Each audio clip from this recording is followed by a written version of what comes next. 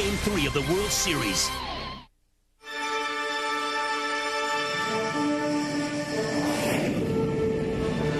This is a presentation of Fox Sports.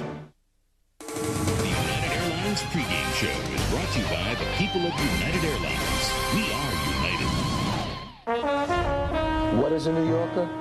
I'll tell you this much. Knock us down, not only do we get up, but we'll fight back twice as tough. You know, there are some people out there who thought they could intimidate us, make us change who we are. But they were seriously mistaken. Because like our great country, New York has nerves of steel.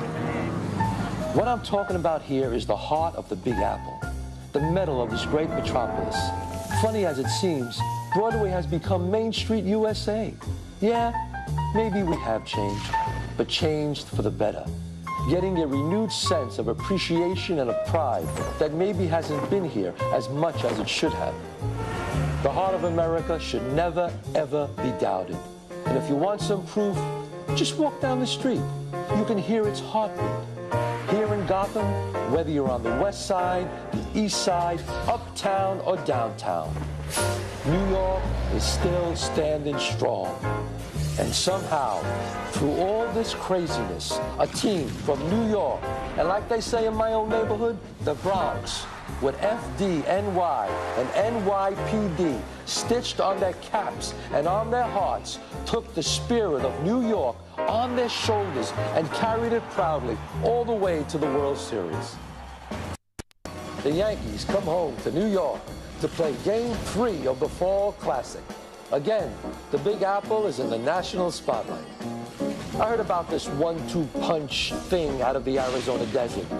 Well, they were right, because the Bombers took 2 on the chin, and now they're looking at an 0-2 deficit, which ain't too good. But with that being said, let me tell you something. This Yankee team has been through this before. And since they are, let me say, New Yorkers, no way, no how are they going down without a fight. Yeah, it would be nice for the Bombers to go all the way. But tonight, in the big ballpark in the Bronx, we celebrate not only this beautiful game between baseball's best, but also the world's finest and bravest. The strength of a great city and the unity of this amazing nation. God bless America.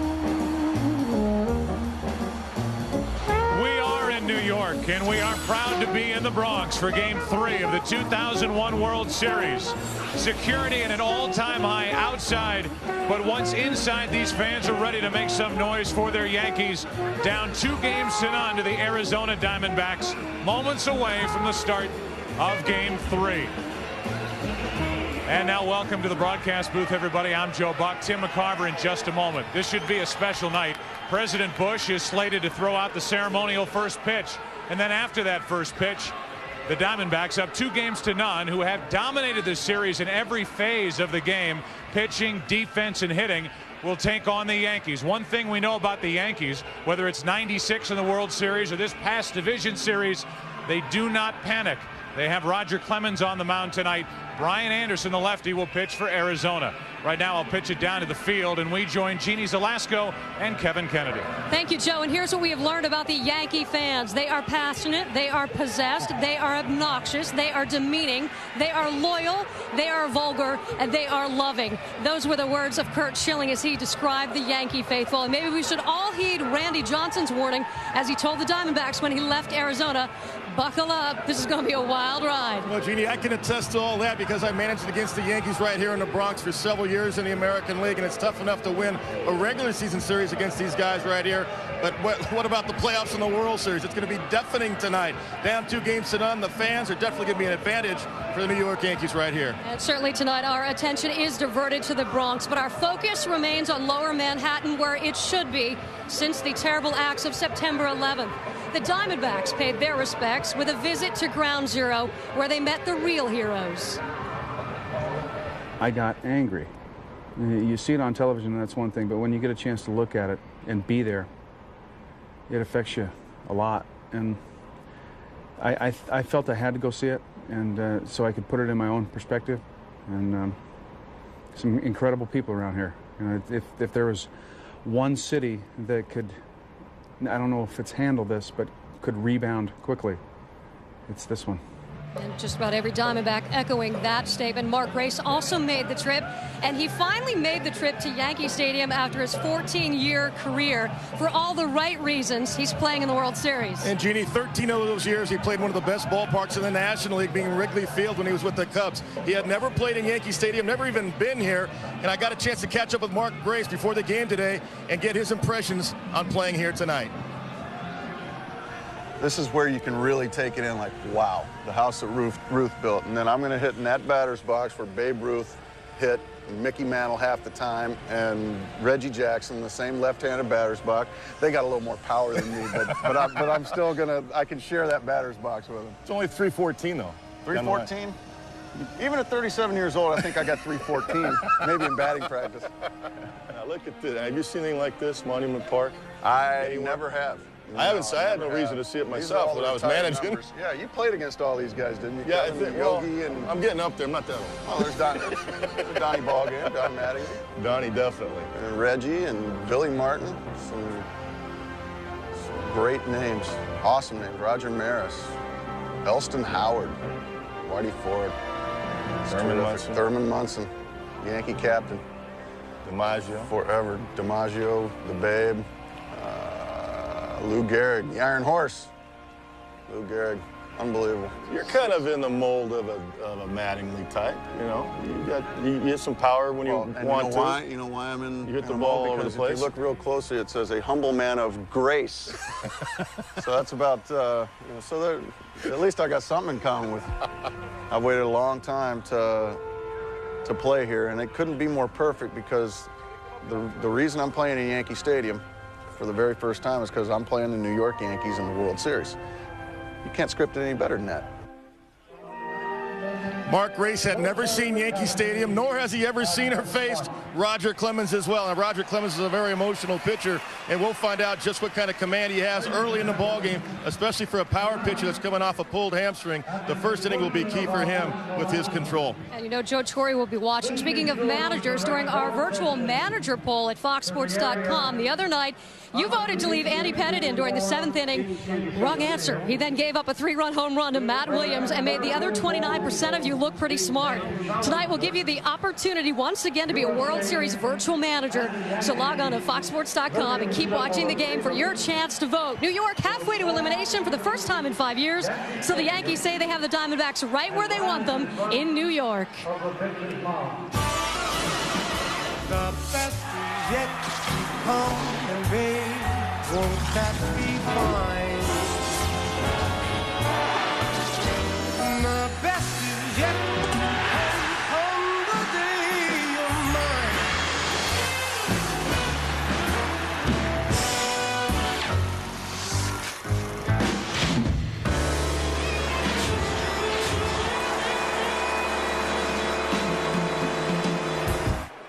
The United Airlines pregame show is brought to you by the people of United Airlines. We are united. Before the start of Game 3, we bring you the voice of Yankee Stadium for over half a century, public address announcer Bob Shepard. And now the starting lineup for the Arizona Diamondbacks. First, the manager, number 15, Bob Brinley.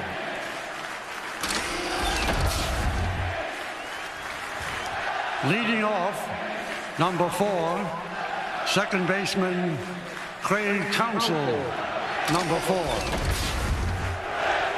Batting second, number 12, the center fielder Steve Finley. Batting third, number 20, left fielder Luis Gonzalez, number 20. Batting fourth, number 16, the right fielder Reggie Sanders, number 16. Batting fifth, number 44, the designated hitter Rubio Durazo, number 44. Batting sixth, number 9, the third baseman, Matt Williams, number 9. Batting 7th, number 17, the first baseman, Mark Grace, number 17. Batting 8th, in the bullpen, number 26, the catcher, Damian Miller, number 26. Batting 9th, number 5, the shortstop, Tony Womack, number 5. And warming up in the bullpen, the pitcher, number 34, Brian Anderson, number 34.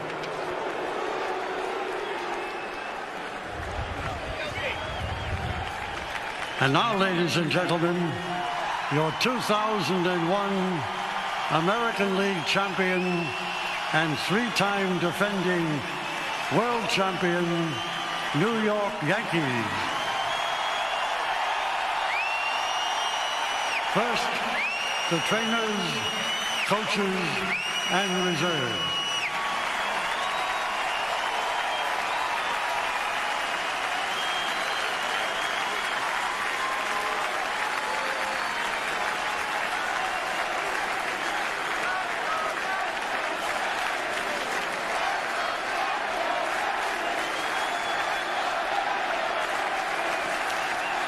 And now the starting lineup. But first, the manager, number 6, Joe Torre, number 6.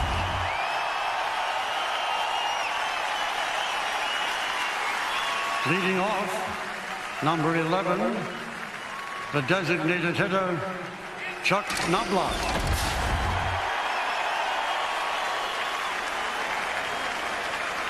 Batting second, number 2, the shortstop, Derek Jeter, number 2. Batting third, number 21, the right fielder, Paul O'Neill, number 21.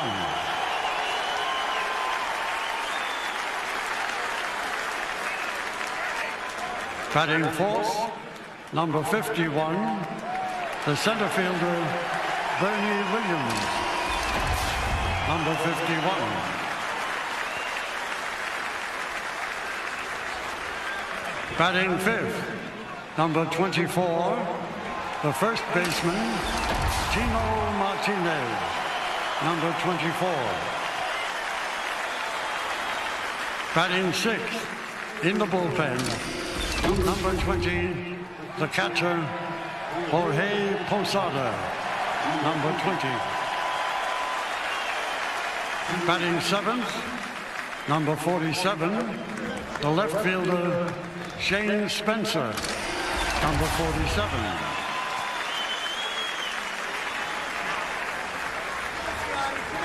Batting eighth, number 18, the third baseman, Scott Brocious, number 18.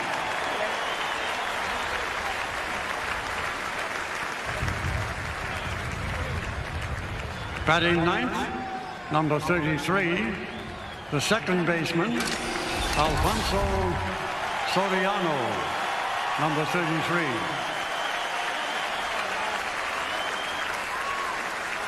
And warming up in the bullpen, the pitcher, number 22, Roger Clemens, number 22.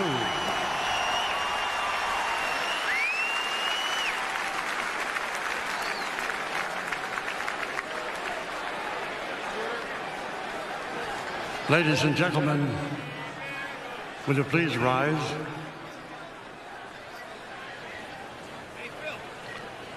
And let us now take a moment in silence to remember the tragic events of September 11th, 2001, and the brave men and women who are now overseas fighting to defend our freedom and our way of life.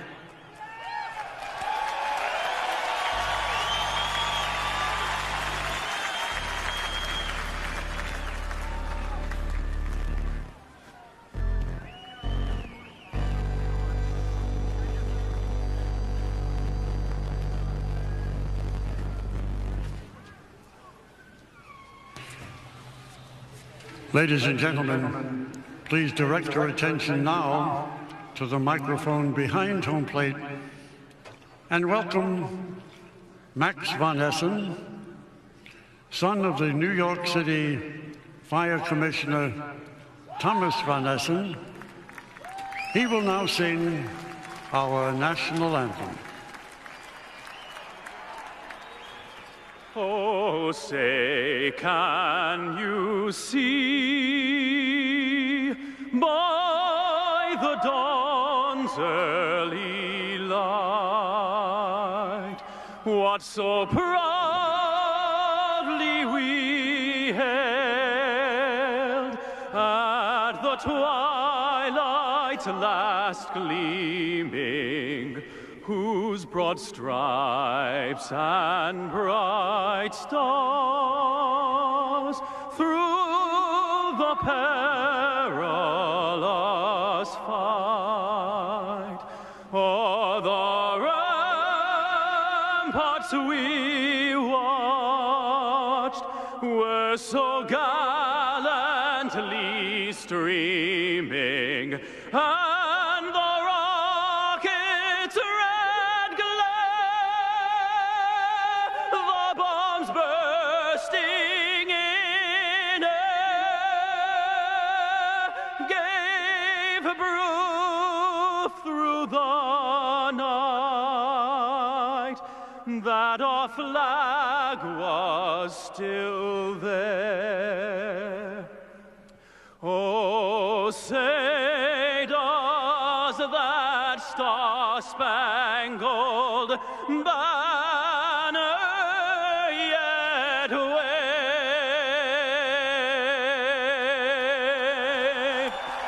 o'er the land of the free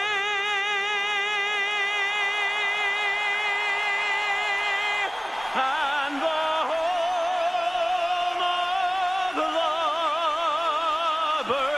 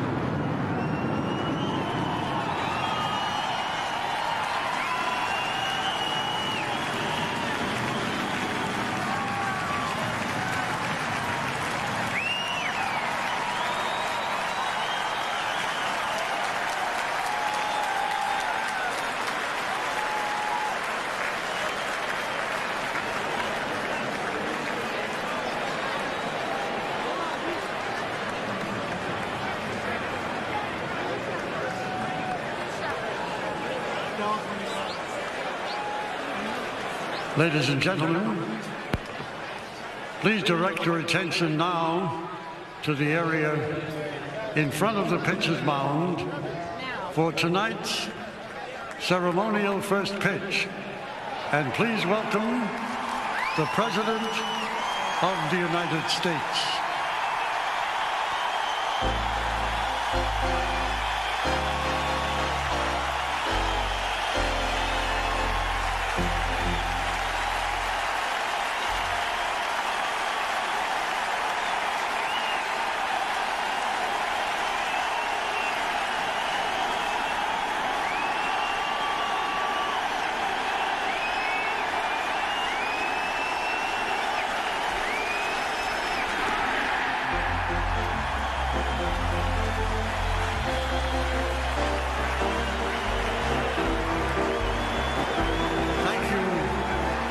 President.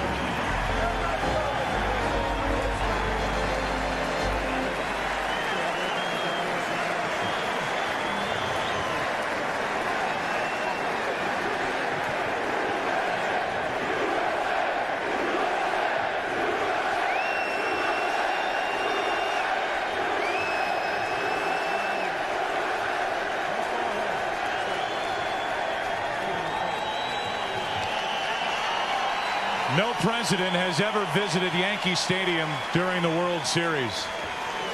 This was the year. This was the year for that to happen.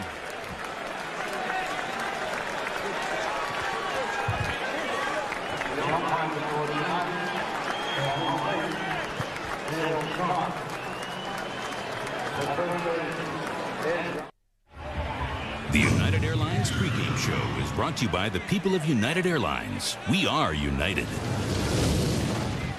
We were saying at the end of the ceremonial first pitch that no president had ever come to Yankee Stadium during World Series history.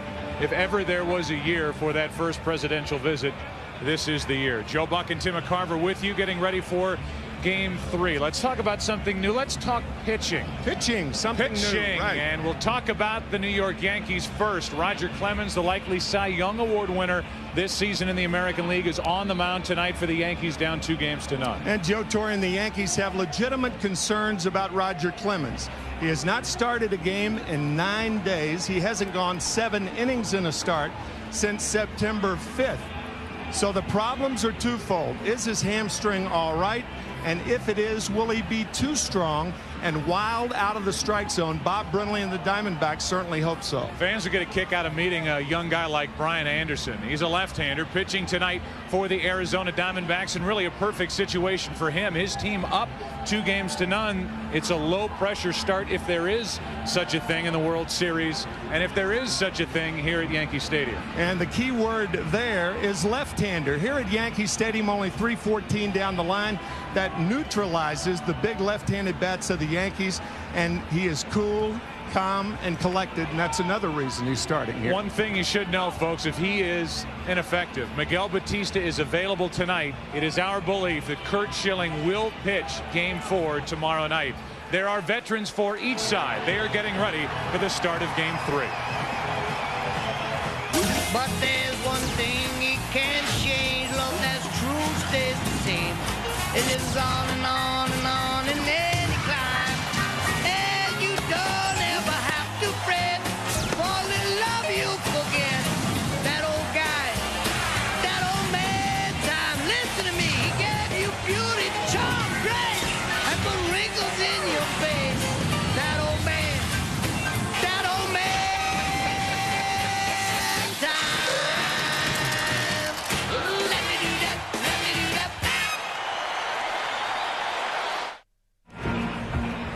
Welcome back to Yankee Stadium just before the start of Game 3 of this 2001 World Series. One Texan on the mound right now for New York.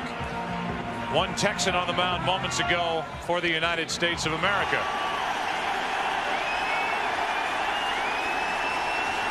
The old Yale right-hander brought it home, and Bob Brenly had this to say to him after the pitch.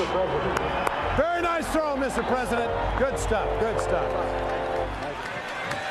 A special moment here before the start of Game 3, and now it's Roger Clemens with a postseason record of 0-1.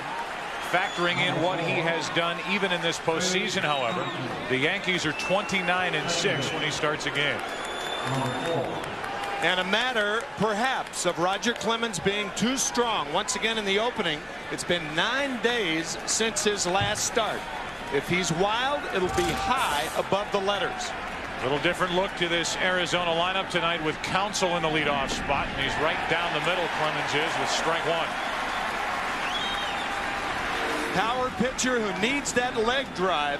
So when Roger Clemens has a hamstring problem, it's a bigger problem for him than most pitchers. On 0-1, Counsell takes strike two.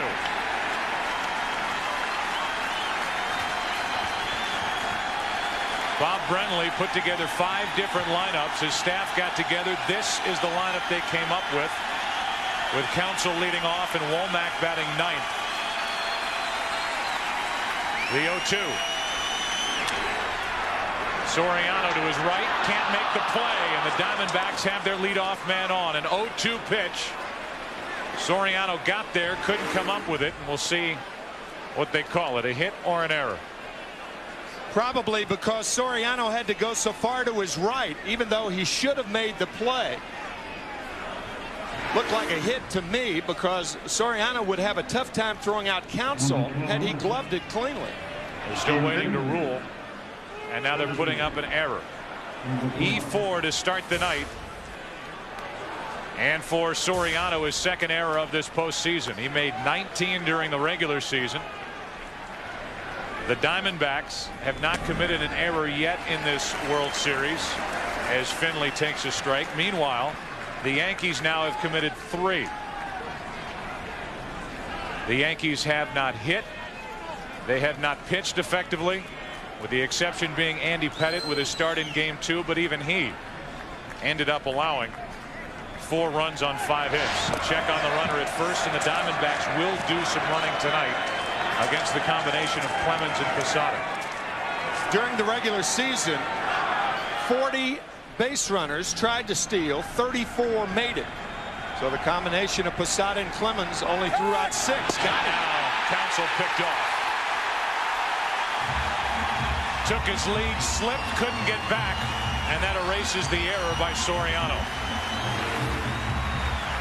Watch Counsell move with his right foot. And Craig is hung out to dry. Slipped a little bit. Speaking of drying. Watch the right foot. Easy play for Tino Martinez. Now an 0-1 pitch. Finley takes the ball outside, 1-1. Steve Finley so far 1 out of 4 in this World Series. In the postseason, however, hitting .351. Trying to get on in front of Gonzalez and against the right-hander Clemens. Bob Brenly has the 3 left-handers at the top of his lineup. Strike 2.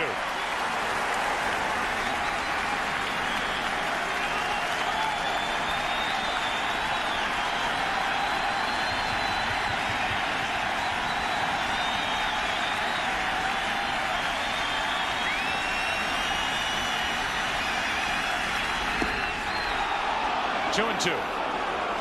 Roger Clemens just shook off the splitter, or Mr. Splitty as he calls it, and went to the low fastball. His low fastball to left-handed hitters is hittable. Off the glove of Posada, full count.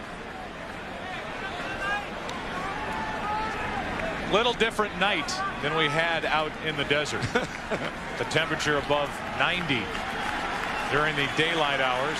It's in the low 50s here tonight. Wind whipping around Yankee Stadium. Count stays full on Finley with 1 out, nobody on. How about the rest of it?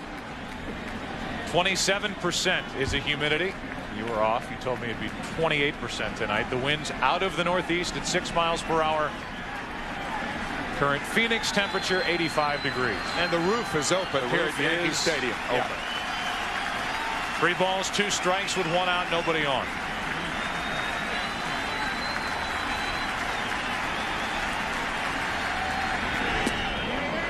One on, 1 out. An error, a walk, and there's Clemens missing high with a 3-2 fastball. Roger Clemens overthrowing the fastball. An high heater puts Finley on. So Clemens had Finley in the hole 1 and 2. He walked him, and on an 0-2 pitch, Craig Counsell hit a ball up the middle, not fielded cleanly, but he did take himself off the hook with the pickoff. So now Luis Gonzalez. Roger Clemens was brought here in 1999 to be the stopper in this rotation. He's never really had to be that stopper like he is asked to be here tonight. Down 2-0 in the World Series. In his postseason career, with his team tied or behind in the series, Clemens has made 10 starts, has a 1-4 record with an ERA of up near 4.5. However, with his team ahead in the series, which is where he has piled up his 2 World Series victories. He's 5-2 with a 2.61 ERA, and now it's 2-0 on Gonzalez. You can see Clemens shaking his head. He is not satisfied right now. And again, it could be the result of not having started in 9 days. Joe, I think your comparison to David Cone was appropriate earlier. David Cone pitching Game 3 of the 1996 World Series and pitching very well. And here Clemens is in a similar role. After a walk to Finley, Clemens powders a 95-mile-per-hour fastball by Gonzalez, 2-1. When a pitcher is behind, he keeps the ball away from hitters. When he's ahead, he's inclined to come inside. It may be a generality, but more often than not, that's how it works. Clemens steps off and gives a look at Finley over at first base. Finley stole 11 during the regular season, has 1 this postseason. Do the Diamondbacks run here? Finley stays put. Gonzalez takes ball 3, 3-1. A lot of times an early pickoff, early in the game, early in the inning, will deter a team from running. We've talked about this situation often. 3-1 the count to a power hitter. This is not a running situation in my view, but a lot of managers send runners. Go to first, and Finley hops back. Well, Roger Clemens made a start in Game 1 of the division series, got into the 5th inning, allowed 2 runs on 4 hits. Game 5 of the division series, got through 4 1/3. Game 4 of the ALCS, he went 5. Full count now on Gonzalez. So the offensive count of 3-1 now has turned into a defensive count of 3-2. So expect Finley to run.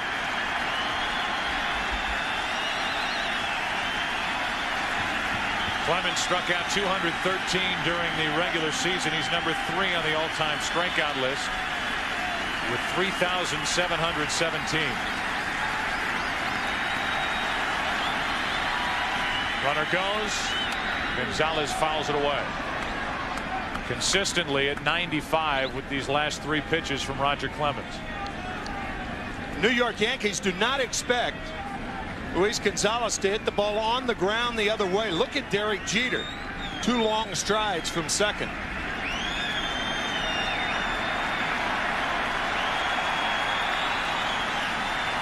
Finley on that last pitch got a terrific start from first base. Another good start. Gonzalez strikes out, throw down, Finley gone, and the inning over. The pitch was up. Posada fired a strike down to second, and the Diamondbacks lose 2 runners on the base paths in the 1st inning. Counsell picked off, Finley thrown out trying to steal. Bottom of the 1st, no score.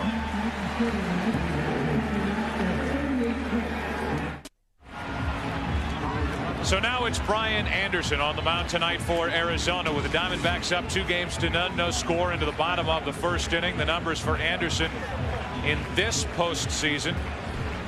He is making his 1st World Series start, but he'll be involved in his 4th World Series game.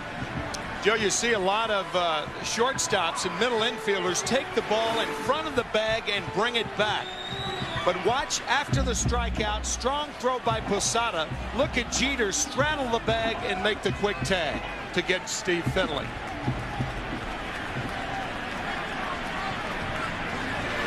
So Finley, good jump and all, thrown out on a perfect throwing tag. And now it's Knobloch to lead off the bottom of the 1st inning. And he takes a strike from Brian Anderson. Finley had such a good jump that it took the strong, perfect throw from Posada and the quick tag by Jeter to get him. It's Knobloch, then Jeter, then O'Neill. With Williams, Martinez, Posada in the middle, Spencer, Brocious, and Soriano at the back end of the Yankee lineup. It's 0-2 on Knobloch, who's the DH tonight. Up top at the beginning of this Yankee lineup, combination has done nothing. Combined 0 for 15. Reached base 1 time, 1 run. That was Jeter in the 1st inning of Game 1. When he was hit by a pitch. Here's an 0-2 to Knobloch. That's down the right field line, slicing foul. Yankees scored that run, actually took the lead over the Diamondbacks in Game 1. And since then, they have failed to score in 17 innings. There's some more ugly numbers for the Yankees. Their 1-2-3 batters 0 for 21. As a group, they're hitting 102. They've had 4 singles, 2 doubles.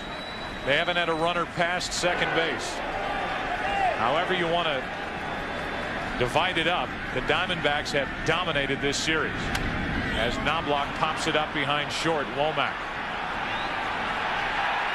The Yankee leadoff hitter is gone. Knobloch is now 0 for 9 in this World Series. That'll bring in Derek Jeter, who has gone back-to-back games in World Series play and gone hitless for the first time in his World Series history. More bad news for the Yankees. Not advanced a runner past second base, as Joe said. No runs scored in the last 17 innings. The longest drought by a Yankees team in a single World Series. And 6 hits, 3 in Game 1, 3 in Game 2. And whether it's been Randy Johnson for 9 or a combination of Schilling, Morgan, and Swindell, Diamondback pitching has been terrific. Brian Anderson with 1 out, nobody on. Jeter fouls it off to the right, strike 1. Jeter 0 for 7 in the postseason. He had a very good division series against Oakland. ALCS and World Series, hitting .083. An on base percentage under 180. And Schilling and Johnson have a lot to do with that. 0-1 pitch. Slicing down the right field line, foul. 0-2. Up at the top of your screen, the Fox box. Tim, you can. I'll do that. There you go. That's where the runners will be on base. Those little boxes will light up. The score, bottom of the first, 1 out. And in that 0-2 section, you'll see the velocity of the pitch. No balls, 2 strikes, 1 out, nobody on.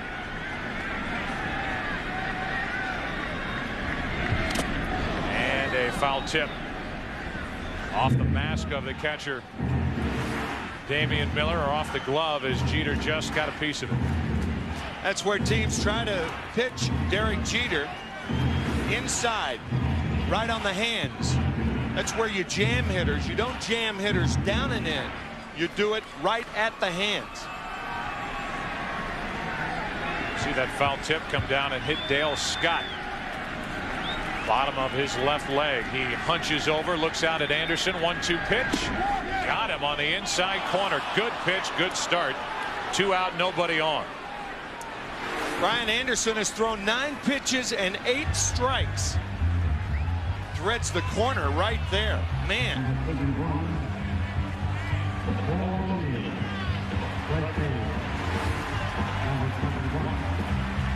The boss and the boss.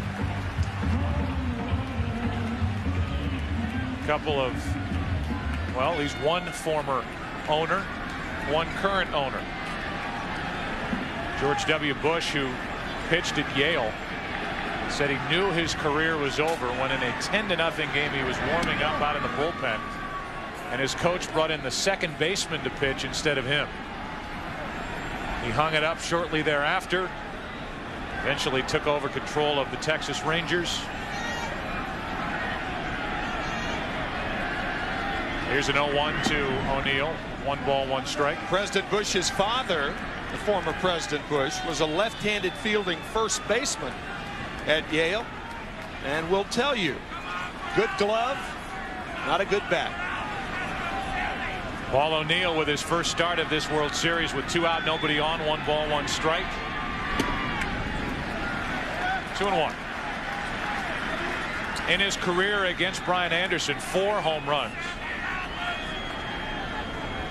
So O'Neill's 9 out of 19. Tino Martinez is 5 out of 13 with 4 home runs. Jeter has had success against Anderson in the past, but not in his first at bat. Struck out. And now the 2-1 is a strike on the outside corner. 2-2 on O'Neill.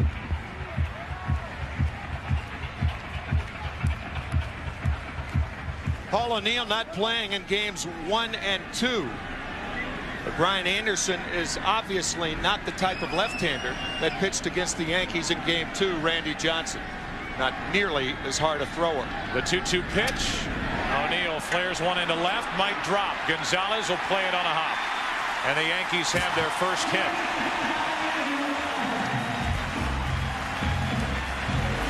It is so frustrating for a pitcher and a catcher when you make the pitch you want to. You can see Damian Miller set up inside. They break O'Neill's bat. And Paul with a dunker into left field. First hit of the ball game. You can see Miller right there. That ball would have hit the mid. And O'Neill not fisted it to left. So now it's Bernie Williams, the switch hitting center fielder, who is 1 out of 7 in this World Series. He has the only RBI. That jam shot that was just fair down the left field line in the first inning of game 1 to score Jeter. That's it. That's it for him. That's it for the Yankees. Strike 1 on Bernie Williams. And is probably going to take a hit to move Paul O'Neill along. Brian Anderson with 40 pickoffs since 1996. The leader in that department, Andy Pettitte. Anderson is 3rd.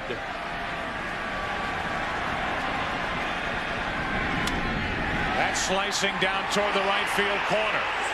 It's a foul ball. Foul ball called by the right field umpire Mark Hirschbeck. And Williams will head back to the plate with an 0-2 count. That is a blind spot for us here at Yankee Stadium, but watch both arms go up by Hirschbeck. That ball just foul. Both arms are up. That's a signal for a foul ball. About a foot. So if there are some fans who watch Diamondback games and are maybe watching a game at Yankee Stadium for the first time, we have seen a couple of fly balls head down that right field line, and you get a real quick indication as to how little it takes to get the ball out if you can go right down that right field line. 314 feet. The 0-2 pitch, 1-2.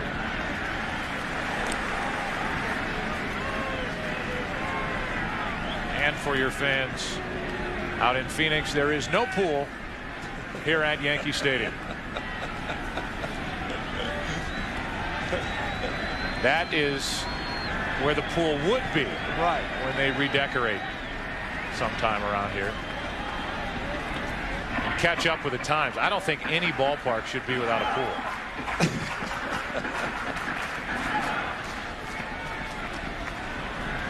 When this ballpark was built in 1923, I don't think that was in the minds of the architects. O'Neill is running.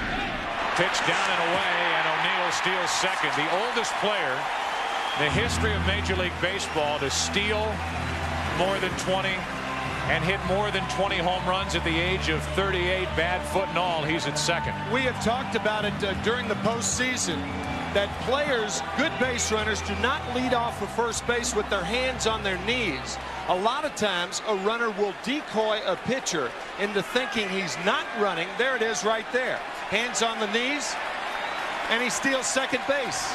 Brian Anderson took the bait. Now a hit to give the Yankees the lead as that just missed, blowing away. 3 balls, 2 strikes. Williams during the regular season drove home 94 runs. Hit 26 home runs. He has 3 postseason home runs this year and 16 in his career. That accomplishment for Paul O'Neill. He hit 21 home runs and stole 22 bases. 3-2 pitch. That walk puts 2 on for Tino Martinez.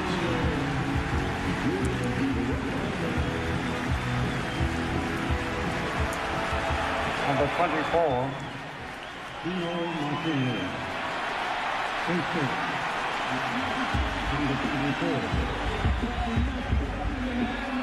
Tino Martinez was out of the lineup in game 2 against Randy Johnson. Randy Velarde got the start at first base. Martinez was 0 for 3 with a walk in game 1. He has an opportunity to put the Yankees on top. 2 on, 2 out here in the first inning with no score. Ball 1.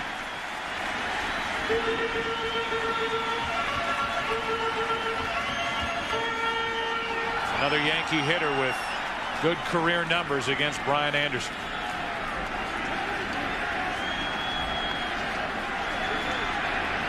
Velarde watching tonight as Tino Martinez takes a strike. 1-1.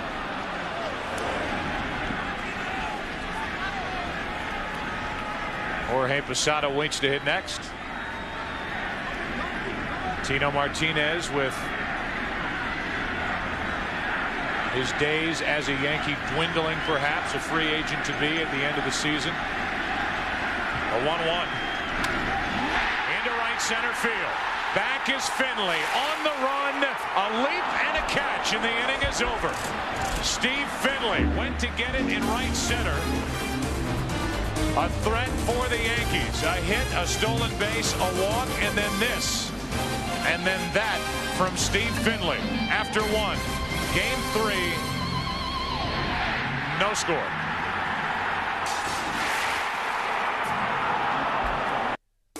The 2001 World Series on Fox is brought to you by the people of United Airlines. We are united.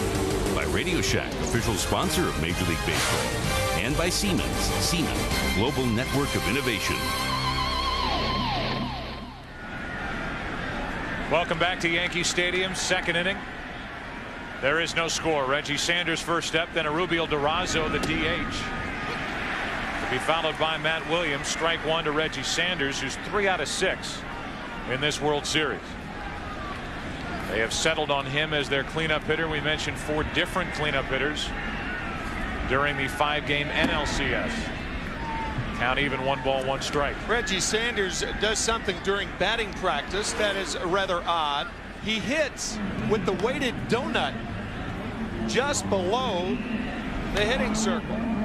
What that does, it speeds up the hands when you take that donut off.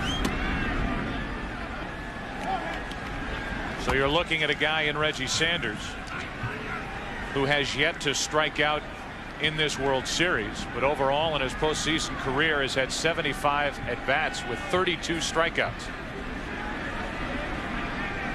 Trying to make better contact, and he has the count in his favor. 2-1. Chased it there. 2-2.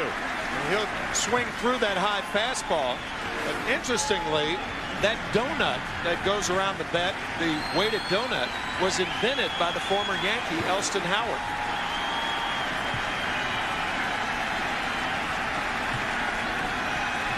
No donut on the bat here as Roger Clemens tries to slip one by that bat. 2 balls, 2 strikes. 1 out.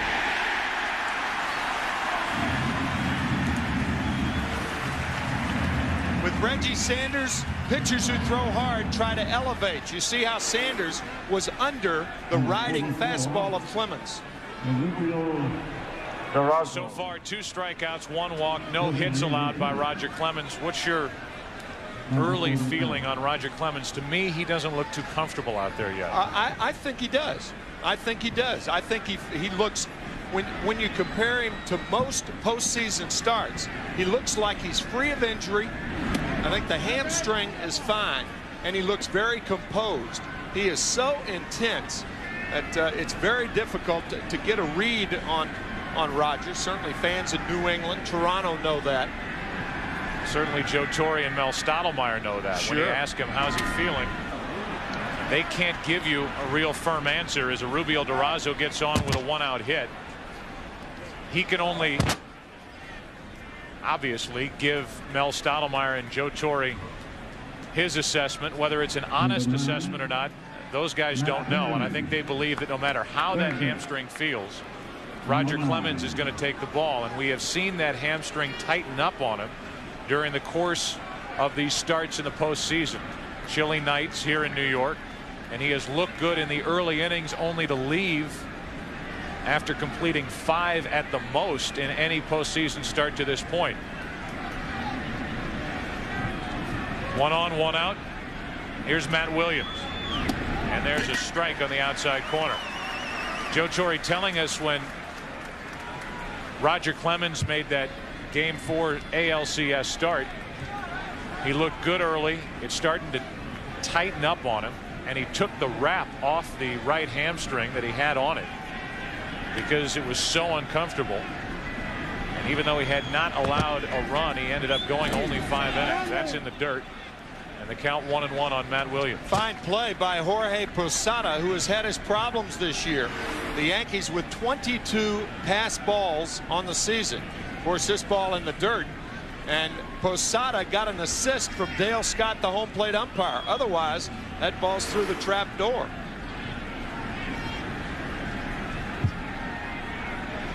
$18 pass balls this season, the most in the big leagues, as Roger Clemens, with a count even, 1 ball, 1 strike, works to Matt Williams. 1-2. 18 pass balls by Posada, 22 for the catching staff. So you're going on record. You and I are going to disagree here in the second. That's all right. I think Clemens is not only composed, but I think he looks relaxed. I think he's throwing well. And I think Joe Torre and Mel Stottlemyre are satisfied right now with what they're seeing. And you don't. That's all right. Just saying he does not have that look about him that I have seen from him before, as Williams strikes out for his 3rd strikeout. And we'll see how it plays out. 1 on, 2 away. I think it's good that he doesn't have that look that a lot of fans, Yankee fans and all, the splitter going down to get Matt Williams. I think one of the reasons that Clemens hasn't been successful in the postseason, he's given in to his feelings, the intensity. He's one of the more intense pitchers, but along with that intensity, if you're going to be successful, you have to find your comfort zone. Grace grounds one to the right side. Good play by Tino Martinez. And the inning is over. The Yankee infielders will tell you, people do not realize how good a first baseman Tino Martinez is. They will realize it if and when he is gone. 3 strikeouts so far for the Texans. The 2001 World Series on Fox is brought to you by the Intel Pentium 4 processor, the center of your digital world. By Taco Bell's new chicken quesadilla, and by Nextel. Nextel, how business gets done.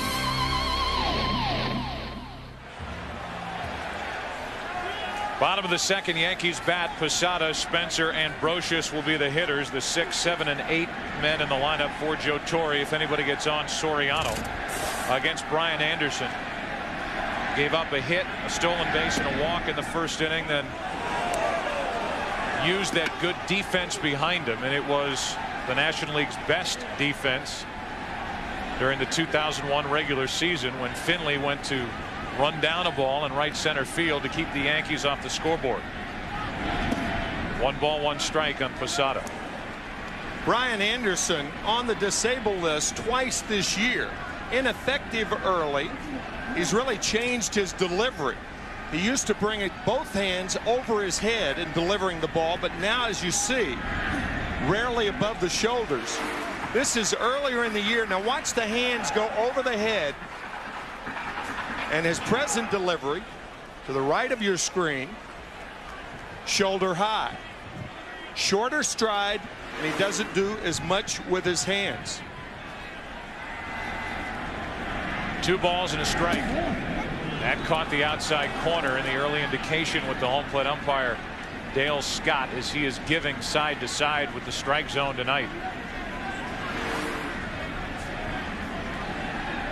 That was a changeup, a circle change, and to right-handed batters, that's his best pitch.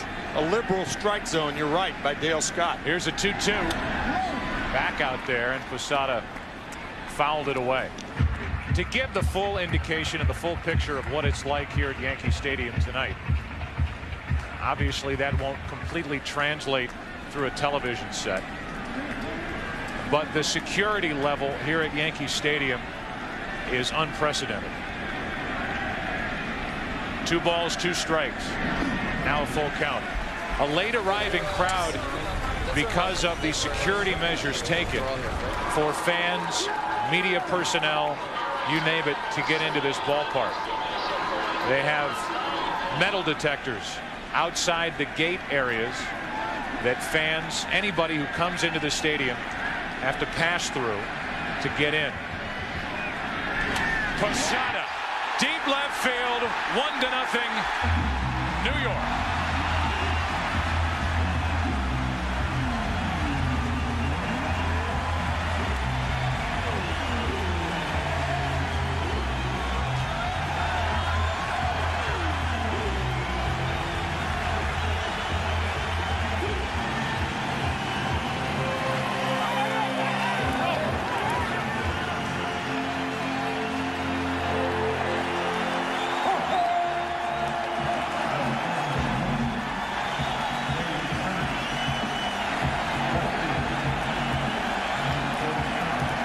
It was game 3 of the division series, with the Yankees trailing 2-0 going out to Oakland, where Posada hit a right-handed home run against Barry Zito for the only run of that game. He and his teammates turned it over to the combination of Messina and Rivera to win that game, win the next 2, and move on to the ALCS. Posada goes deep, batting right-handed here in game 3 of the World Series, with the Yankees down 2-0. As Spencer follows it up with a ground out to short, back to the home run.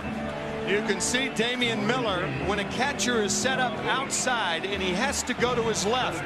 That's bad news. Usually they don't catch those balls. This one, an 85-mile-an-hour fastball. Brian Anderson giving up 25 home runs on the year and 1 here in the series.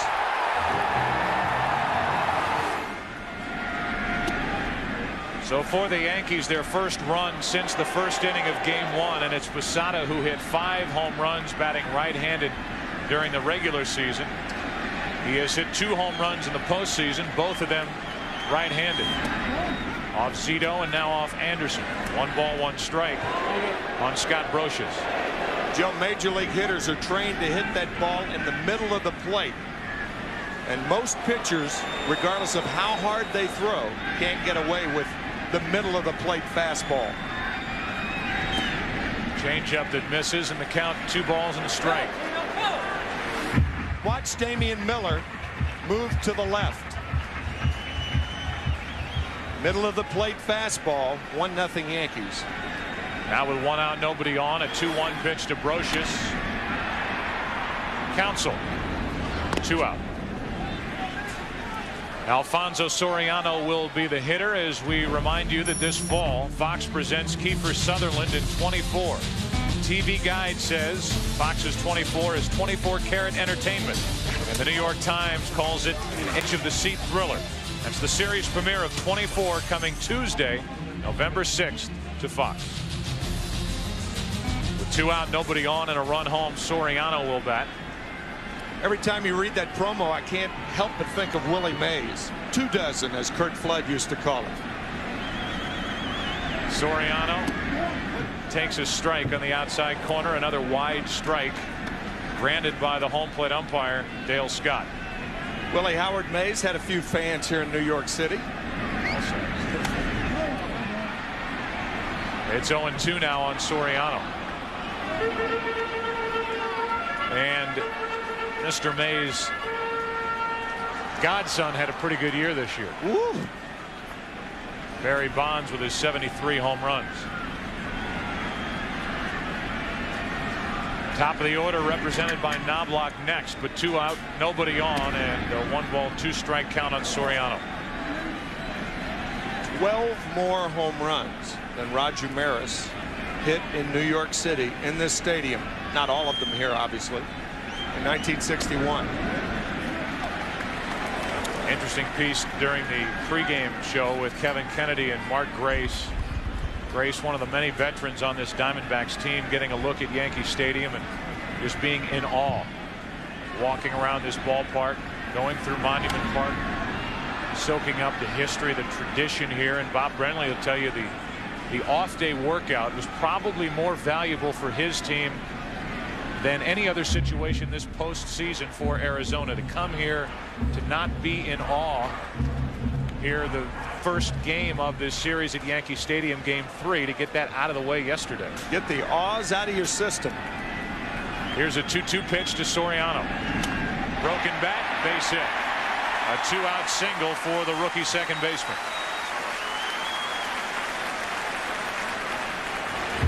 Changeup that has a screwball action. That ball going down and away off the end of the bat.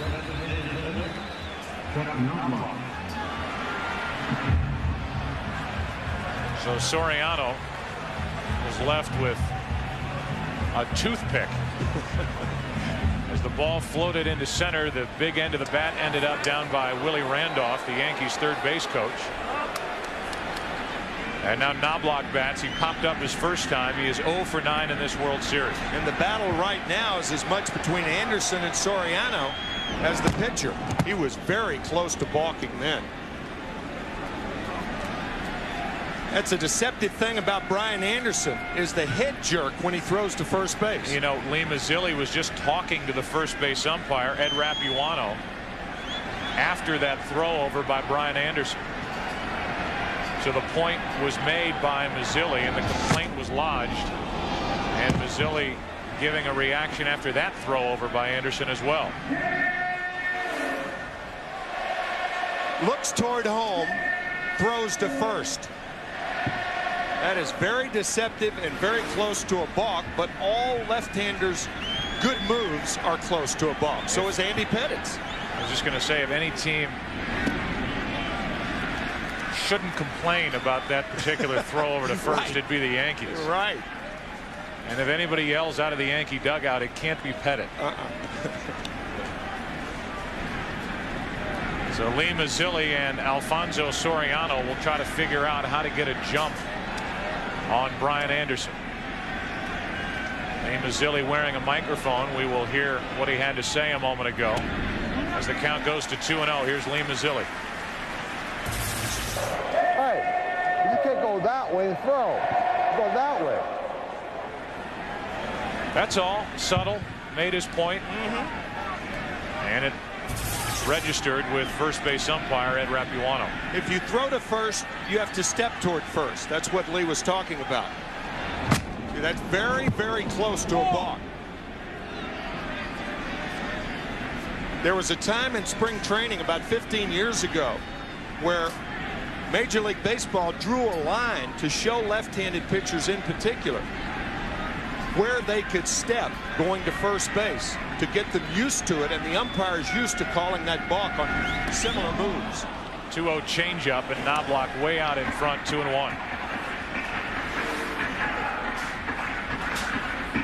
A lot of times hitters will give runners a chance to run, and then they become more passive at the plate because of all the throws to first base. See if Soriano runs with a 2-ball 1-strike count. See if he is comfortable enough yet against Brian Anderson. Seeing him for the first time. He stays put. Knobloch trying to shoot the ball to right. Fouled it back. 2-2.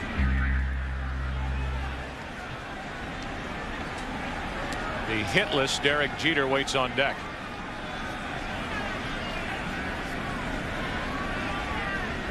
Anderson, by the way, called for 1 balk this season, in case you're wondering. Working just over 133 innings.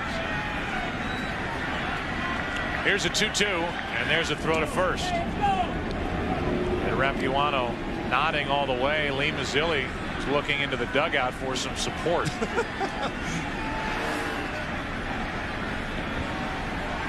The first baseman, the runner at first, the first base coach, obviously with the best view of Brian Anderson. Knobloch pops it down the right field line, slicing foul, and it drops untouched on top of the tarp. Still 2-2 on Knobloch. Very nice try by Craig Counsell sliding into the tarp. That's usually the approach that outfielders or a shortstop in left field, a second baseman in right field will take to avoid an injury.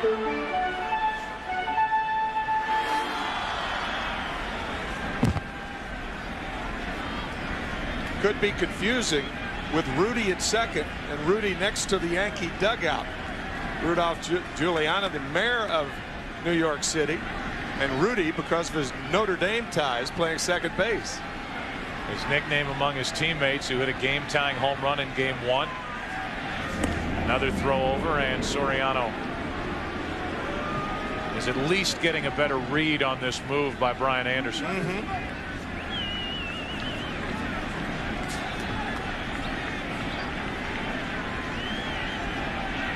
Anderson allowed a leadoff home run to Posada. Spencer and Brocious grounded out. Soriano singled to center. Soriano running as Knobloch pops it in the air and into the glove of Steve Finley to end the inning. The Yankees get their first run since the first inning of Game 1. A leadoff home run by Posada. Down 2-0. The Yankees lead Game 3, 1-0. Brian Anderson was keeping a close eye on Soriano at first. So was Lee Mazzilli. That's the balk move. You go forward and throw to first. That's a deceptive move. The deception comes here. Instead of stepping here, he steps there. When you throw to first, you have to step to first. Otherwise, it's a balk. And that's what Lee Mazzilli was talking about.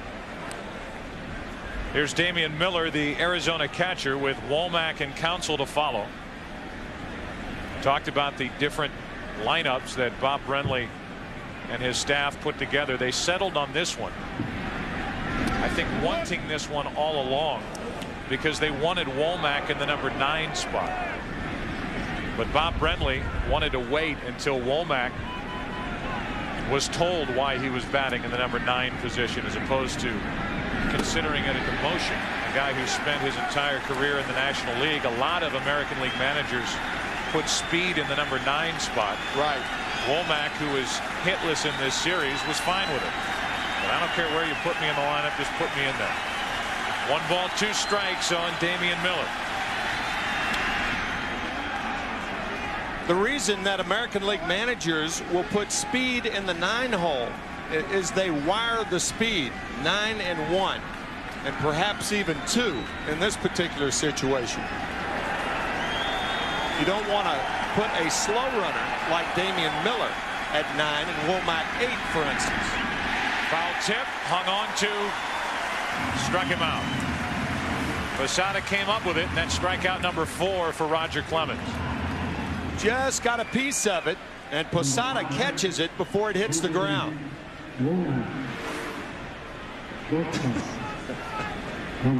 So 1 more strikeout, number 4 on the night. Tony Womack will bat. Hitless, 0 for 8. In the postseason, hitting only .200. With 1 RBI, but that RBI, that big Game 5 game winner in the division series against St. Louis. Hit it off Steve Klein after he missed a squeeze bunt with runners on at first and third, and a 2-out base hit to left center field, his only RBI in the postseason. 1 ball, 1 strike from Roger Clemens. See Clemens talking to himself on the mound after getting the ball back and making different motions. When I talked last inning about him not looking comfortable, his body language to me is atypical when Clemens is on a roll, which he started this season, starting the year 20-1, the first pitcher in the history of Major League Baseball to accomplish that. But lately, his last 6 starts, 0-3 with an ERA over 4. We talked about his not starting in 9 days, and once again,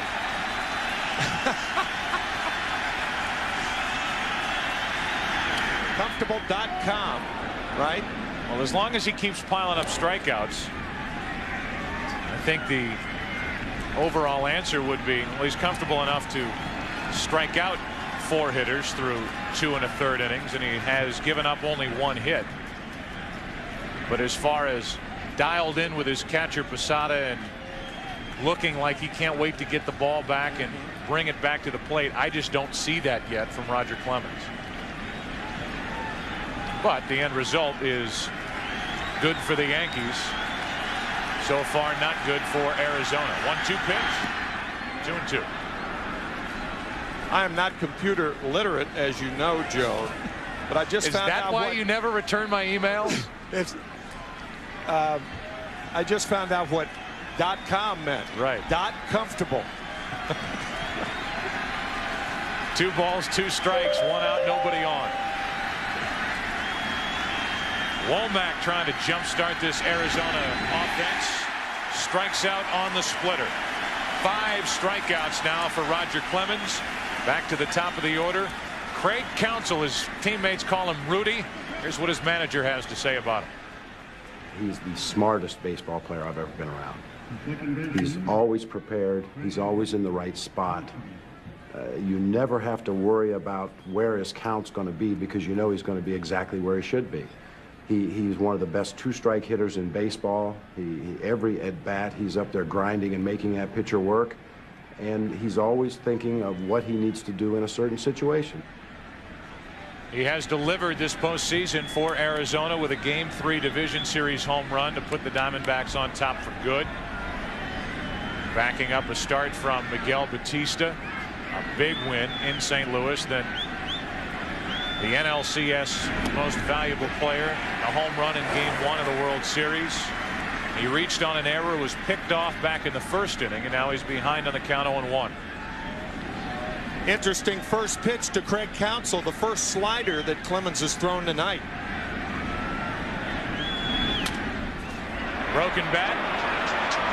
Soriano takes care of his counterpart Counsell. And we go to the bottom of the 3rd inning. It'll be Jeter, O'Neill, and Bernie Williams. Comfortable, not comfortable. Clemens has allowed no runs on 1 hit so far.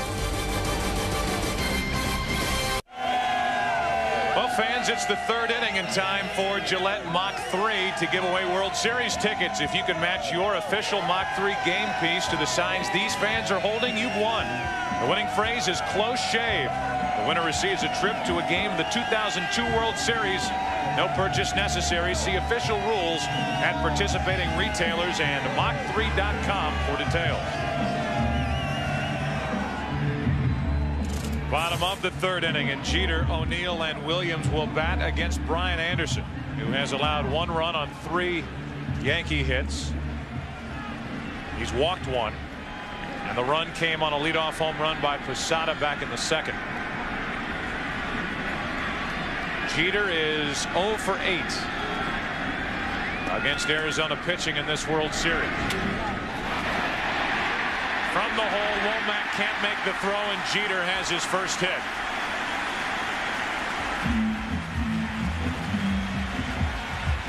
One of the advantages when you can run well, it draws the 3rd baseman in. Matt Williams, because he was playing in, couldn't get to it.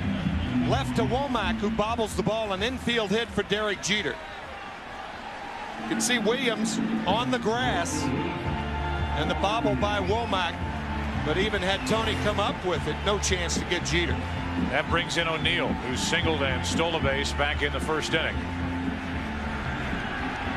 That was followed by a walk to Bernie Williams. Tino Martinez lined into deep right center. A terrific running catch by Finley ended the 1st inning.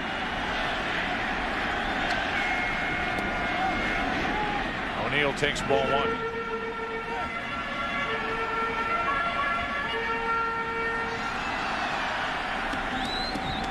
Thinking about running here.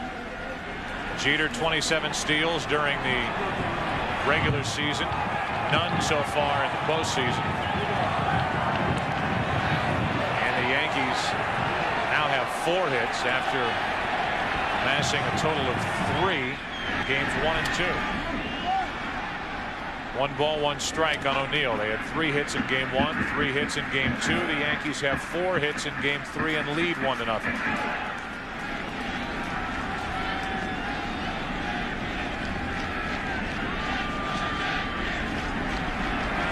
One of the things that getting a lead and getting your leadoff runner on, it opens up your options if you're a manager.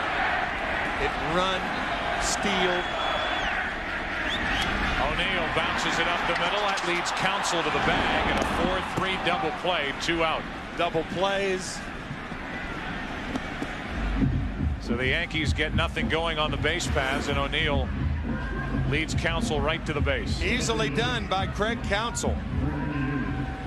You mentioned the weather in the first inning. And when you're Brian Anderson, you got to think it's football weather. He is a huge University of Nebraska fan.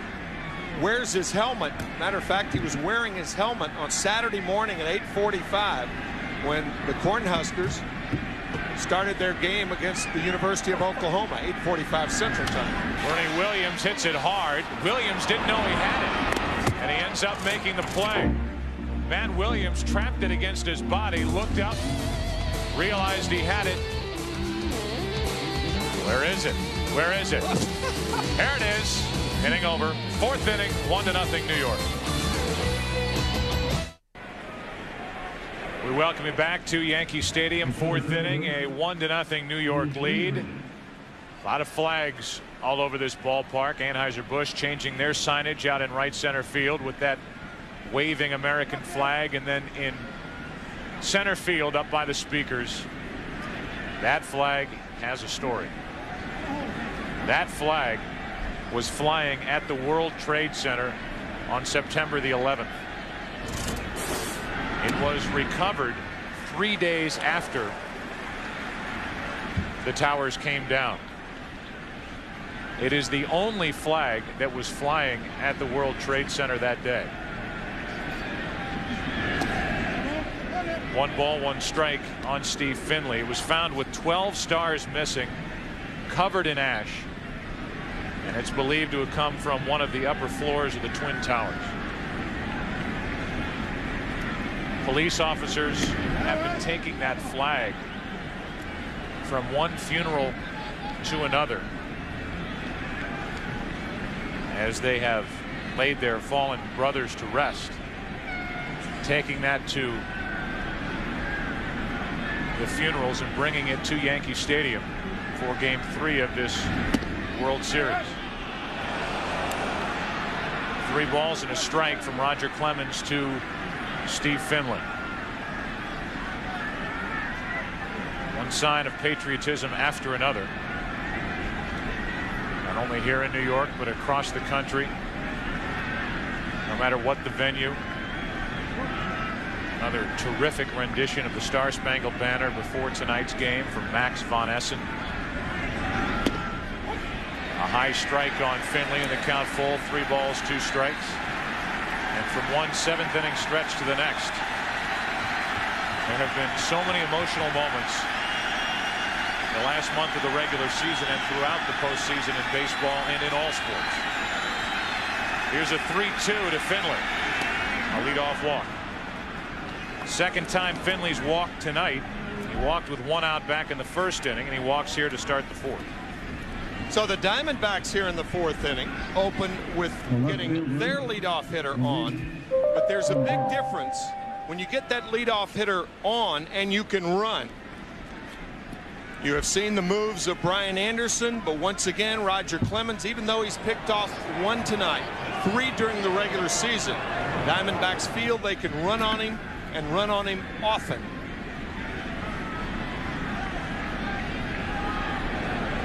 Tying run aboard with nobody out here in the 4th inning, and Gonzalez reaching for that pitch. Strike 1. They also, at other points in their lineup, the Diamondbacks, if the situation is right, will test Clemens with bunts. Sure. Because of Clemens' hamstring trouble and because they believe he's had a tough time not only fielding his position but wheeling and throwing to a base, be it second base, obviously third base, or more times than not first base. That's how he hurt the hamstring a little more than a month ago, trying to field the ball to his right toward third base.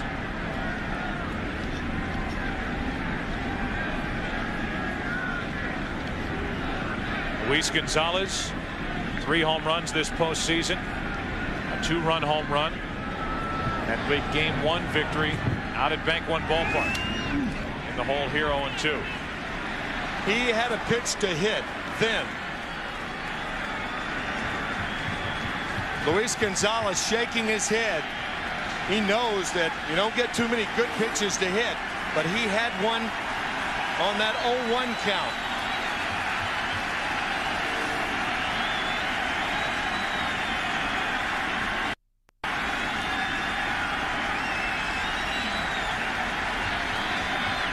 Clemens has struck out 5. 1 on, nobody out. 0-2 pitch. Opposite way, base hit. An 0-2 pitch from Clemens. A base hit from Gonzalez to follow the walk, and it's 2 on with nobody out for Arizona here in the 4th inning. You may remember earlier with Finley on at first base, we talked about the Yankees not thinking Gonzalez will hit the ball to left field. Derek Jeter close to second base, and Gonzalez on a mistake by Clemens pokes one to left. Fine piece of hitting by Luis Gonzalez. And now opportunity set up for the heart of the order. The 4, 5, and 6 hitters coming up. Reggie Sanders, who struck out his first time, who is 3 out of 7 so far in this World Series, bats with 2 on, nobody out. Even though he's batting cleanup, I wouldn't be surprised if Bob Brenly has him bunt here. It wouldn't be a bad play, because remember, Sanders is vulnerable to the high fastball. You have to play the situations. Normally cleanup hitters don't bunt, but you may see one here. However, it's not Randy Johnson or Curt Schilling pitching for Arizona. True. Giving up an out with the cleanup hitter. He's swinging away. He flies to right. O'Neill makes the catch. Finley tags and goes to third. It's 1st and 3rd, 1 out. Not much of a swing by Reggie Sanders there, and he becomes the first out here in the 4th inning. Yeah, you hate to make outs like this, taking a defensive swing on the first pitch. If that were 0-2, 1-2, you could understand it. Strong throw by O'Neill, but Finley with an excellent jump from second base.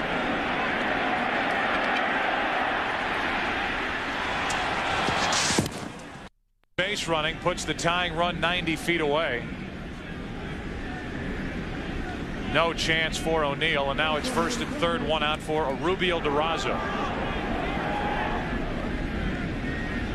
Frustrated last year with a right wrist injury, frustrated this year by a concussion and a sore lower back.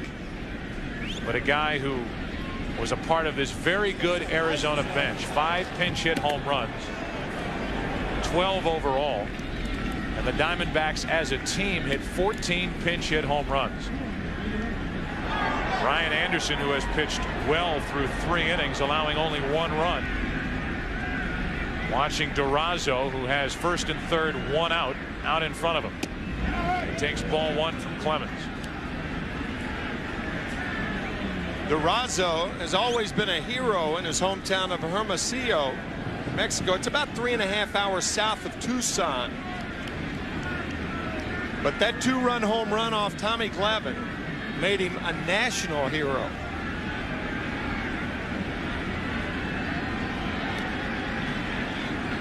Signed in '99 out of the Mexican League. Ahead on the count here, 2-0. Here's the home run he hit in Game 5, batting for Mark Grace, who had pulled his right hamstring. Just got it over the wall. It just did stay fair, and that was the home run he hit against Tom Glavine, which put Arizona up for good. He is an enormously talented hitter. Diamondbacks signed Mark Grace, and that put him on the bench, but he's a regular player waiting to happen. That caught the outside corner, 2-1. He just flew through the Arizona system his first year in '99. 24 home runs in the minor leagues, came up and hit 11 in 52 games last year. 2 different times, procedures on his right wrist. With a good left-handed batter as Clemens looks to third and then turns and looks to first. Nobody moved. Tying run at third, go-ahead run at first with 1 out here in the top of the 4th inning. Game 3 with Arizona up 2 games to none.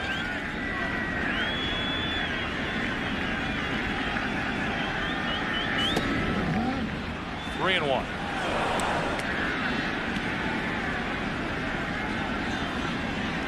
Matt Williams, who hit that 7th inning 3-run home run in Game 2, waits to hit next.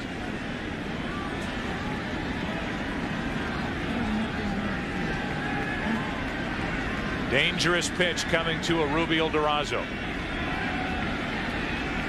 Clemens will stay away. And miss to load the bases. 2 walks, a hit in the inning, and the bases are loaded with only 1 out. And a patient at bat by Durazo. The first fastball missed outside. And then Clemens missed with the splitter. The fastball catches the corner, but then away and away. So now the bases are loaded for Matt Williams. We said it in game 2. Booed in Arizona during the division series. They gave the Diamondbacks and Randy Johnson some breathing room with that 3-run home run in the 7th inning 2 nights ago. Williams chased it up and out of the strike zone, strike 1.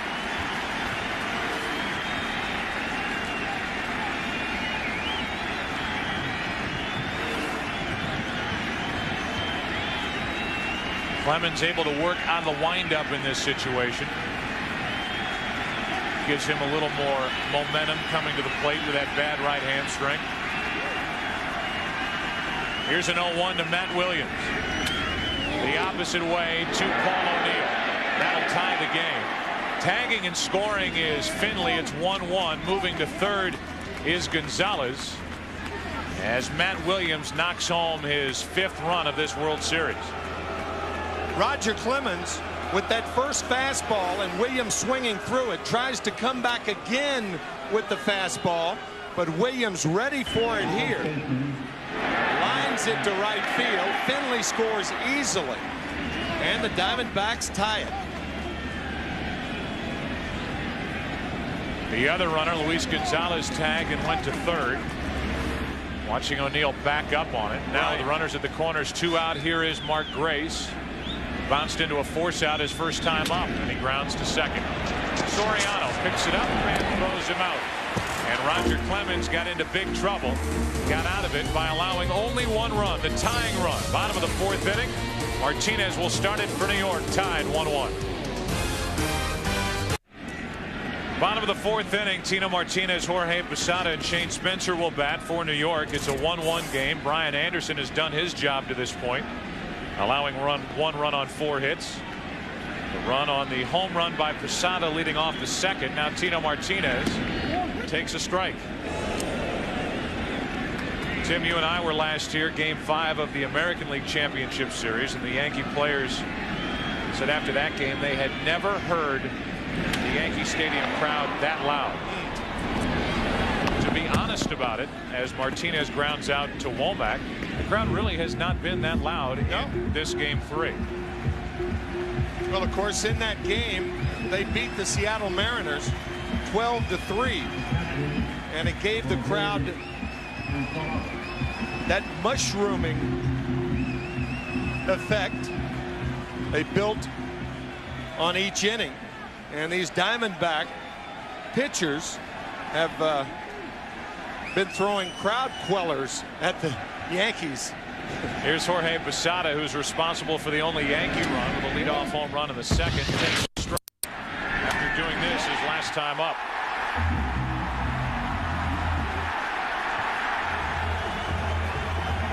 But now the Diamondbacks have tied it. The 0-1 to Posada. 0-2. The Diamondbacks came into this portion of this World Series expecting a raucous crowd. Brian Anderson, a fan of college football, the Nebraska Cornhuskers, as you mentioned earlier, had his thoughts on what he expected with this crowd. As Posada hits a 2-tapper to Craig Counsell, 2 out. Here's what Brian Anderson expected coming in to this start at Yankee Stadium. It's a situation where the fans are going to be loud. They're loud anyway.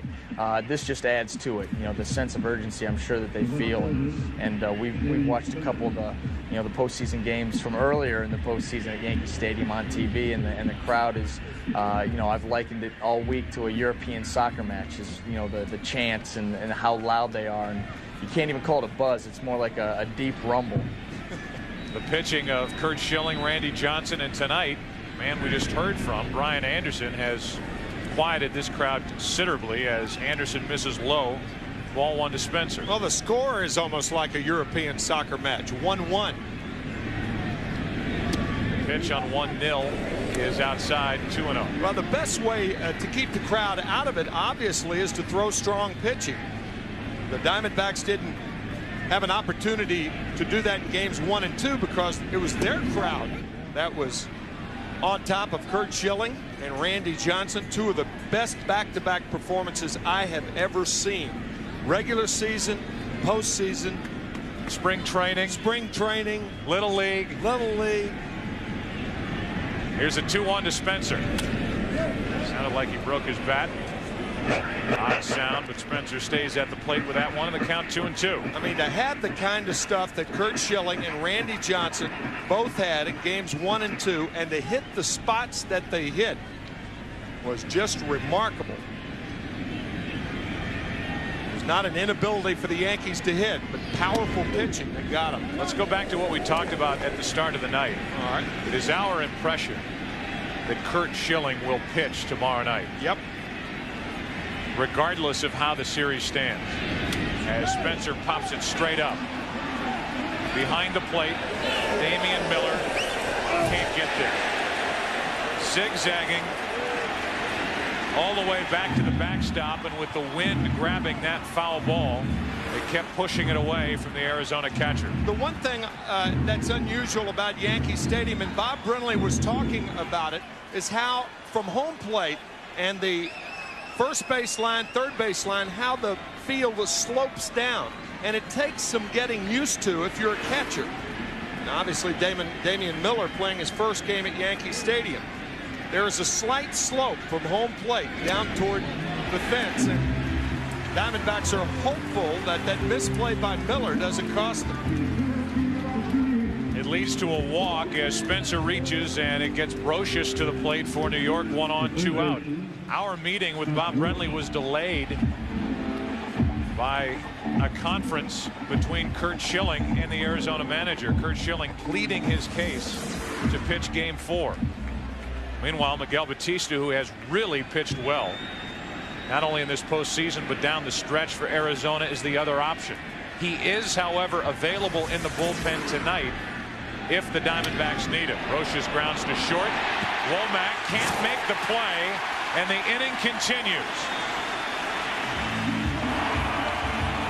So Miller misses on the pop-up, then the walk, now an error on Womack. 2 on with 2 out. 2 easy plays messed up by the Diamondbacks.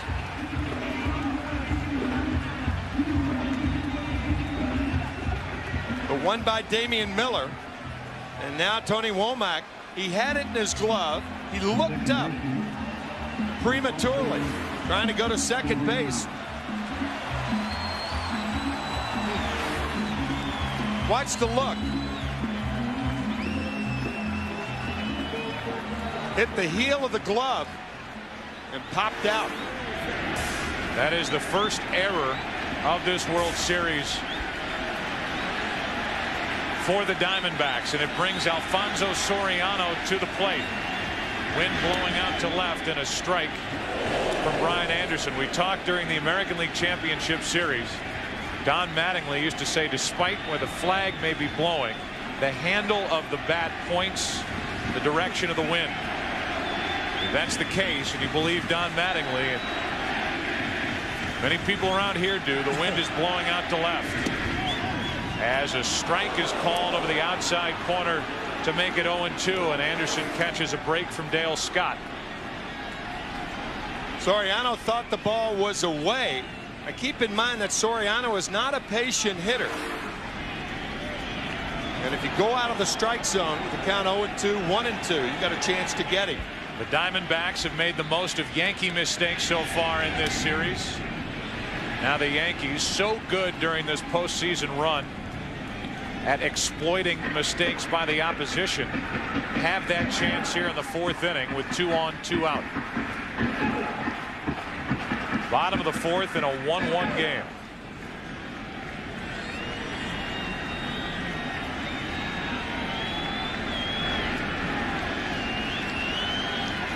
Spencer and Brocious the runners, the 0-2. 1 ball, 2 strikes.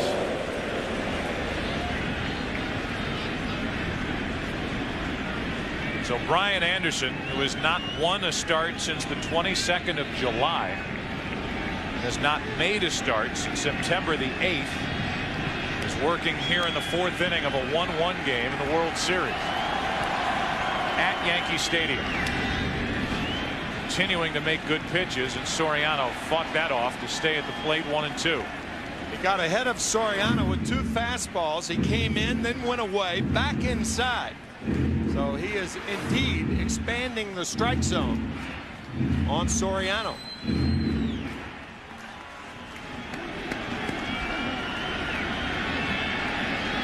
A walk and an error have led to a scoring opportunity for New York.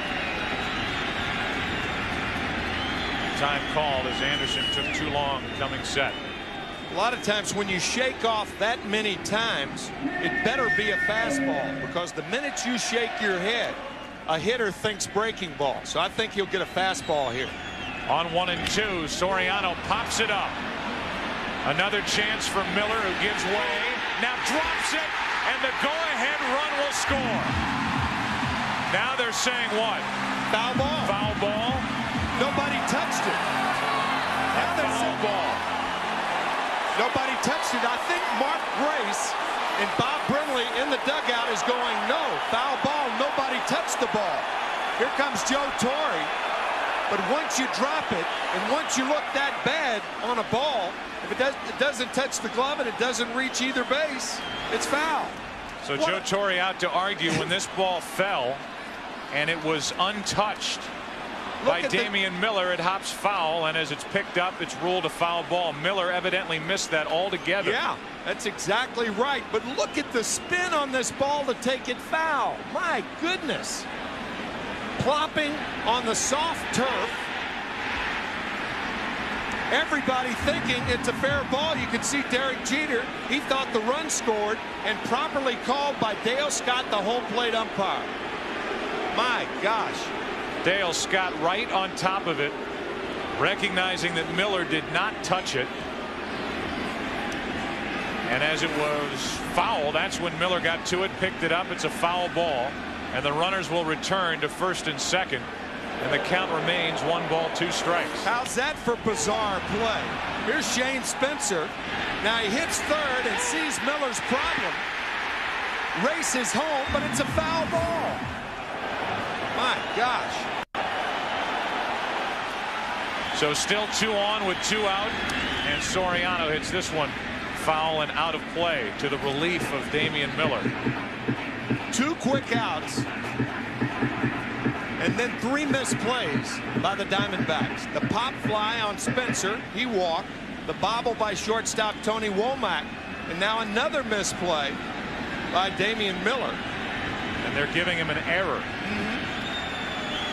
Good call. 2 errors in the inning. 2 balls, 2 strikes on Soriano. Here it is one more time. The wind playing a factor. Did he touch it? Didn't look like it. But the spin of the ball taking it foul is unbelievable. You can understand a bounce like that on the artificial surface, but not on grass.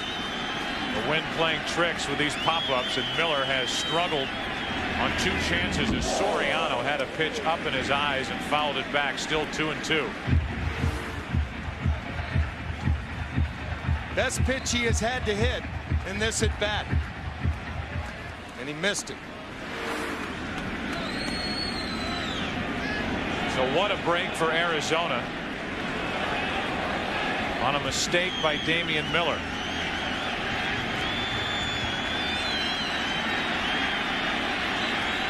The 2-2. Soriano fouls it away again. I guess the moral of that little vignette is if you're going to miss it, don't touch it. That's how much Miller struggled with it. Yeah. He didn't even get a piece of it. My gosh.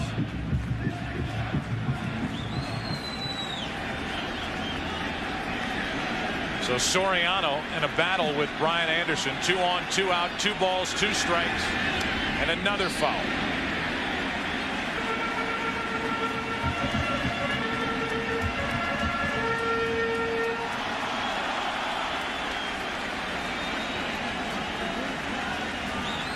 An 11-pitch at bat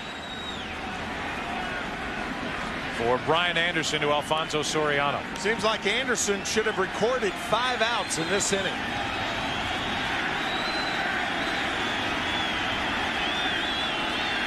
Two. Full count, and the runners will go.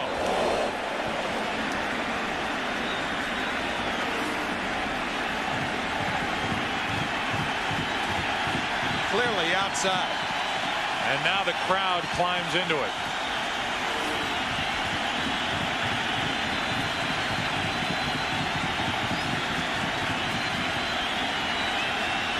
Runners take off. Soriano hits it into right center field. Finley back, squeezes it, and a crazy inning is over. Damian Miller back to the dugout, relieved that these mistakes did not cost Arizona a run or runs. After 4, tied 1-1. Back after this from your local Fox station.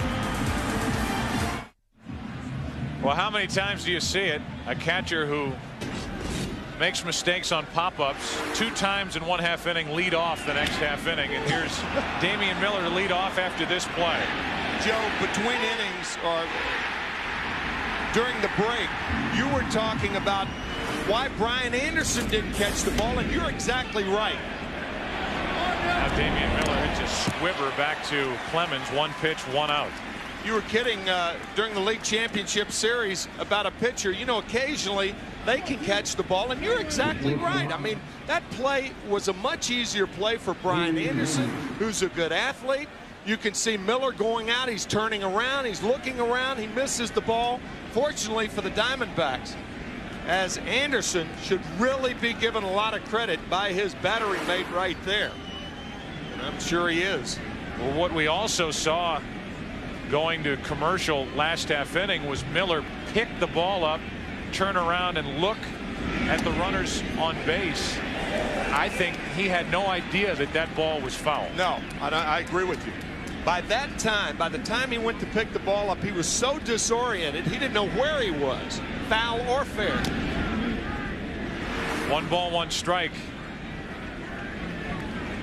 And there's the relief by Damian Miller after, I think right there he learns that it's a foul ball and there's no run scored. It appeared to me also that Mark Grace wanted to make sure and was the first one to tell Dale Scott.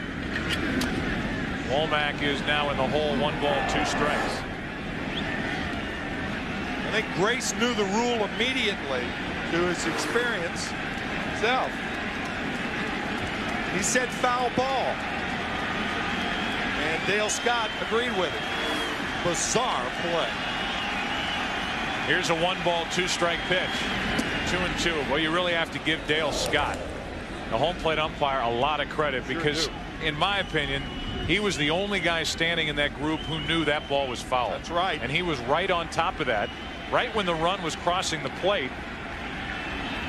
And everybody was looking around. The home plate umpire, Dale Scott, put both arms up in the air to call it foul immediately as Womack pops it out of play again. Dale Scott right there watching the ball, and immediately calls it foul. Not only was he close enough to call it foul, but close enough to see that the ball didn't hit Miller's glove. Man.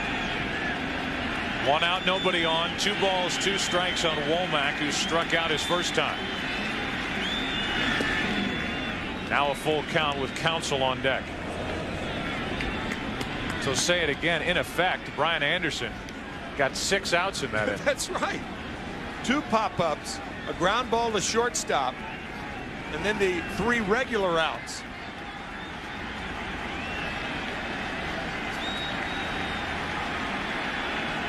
Three-two pitch. Womack. Good play by Clemens. So much for him not being able to field his position. 2 out, nobody on. Back to the top of the order. Here's our MasterCard fan cam in the 5th inning of Game 3.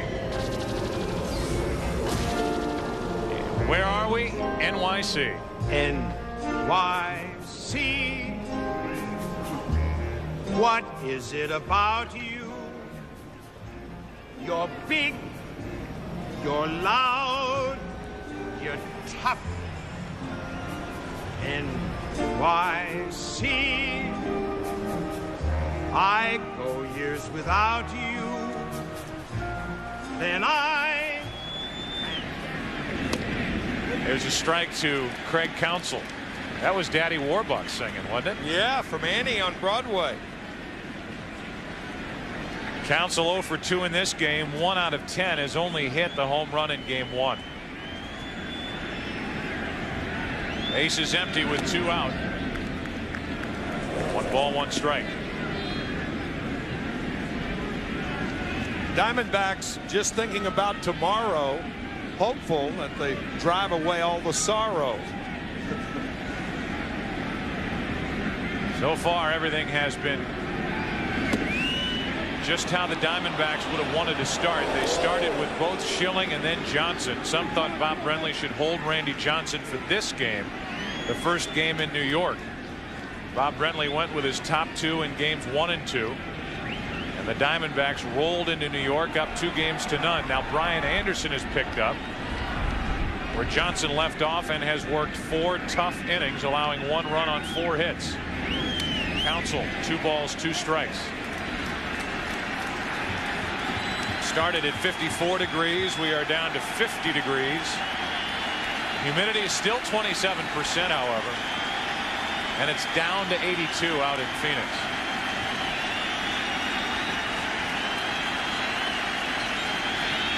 Roger Clemens trying to get through 5. He does. Strikeout number 6. Top of the order for the Yankees in the bottom of the 5th in a 1-1 game. The 2001 World Series on Fox is brought to you by Nissan. Nissan introduces the totally new V6 Ultimate, pure for the common car. By MasterCard, there are some things money can't buy. For everything else, there's MasterCard. And by John Hancock, official sponsor of Major League Baseball.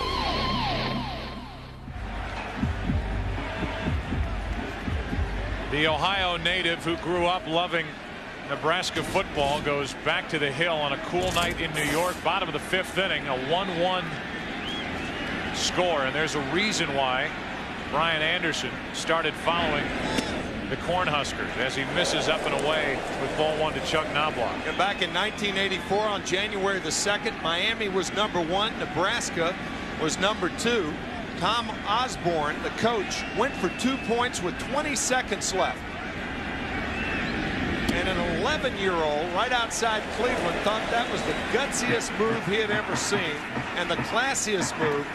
And the guy was Brian Anderson 17 years ago. So instead of playing it safe, kicking the extra point, making it 31-31, and getting a share of the national championship, as Knobloch takes a strike, it's 2-1. Brian Anderson was taken with the aggressiveness of Tom Osborne in Nebraska going for 2. They didn't make it. And Miami was number 1 that year, and Brian Anderson was hooked for life. Here's a 2-ball, 1-strike pitch. Bad swing by Knobloch. Good pitch by Anderson. 2-2. Chuck Knobloch is caught in between. The worst thing that can happen to a hitter. With the count in his favor, a check swing. Again, that's an understandable swing. 0-2, 1-2, not 2-1.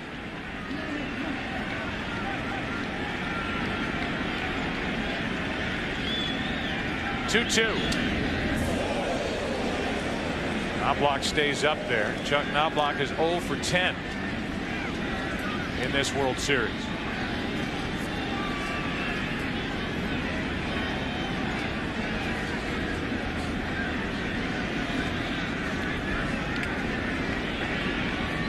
Two balls, 2 strikes.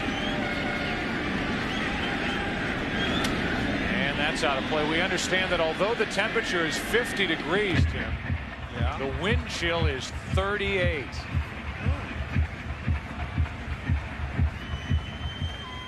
And it looks it.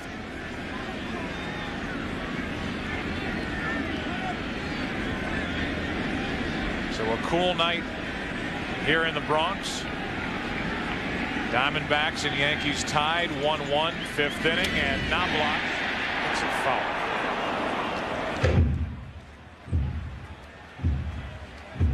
Talked about it during the league championship series. Chuck Knobloch has so much to do before the ball is in the hitting area.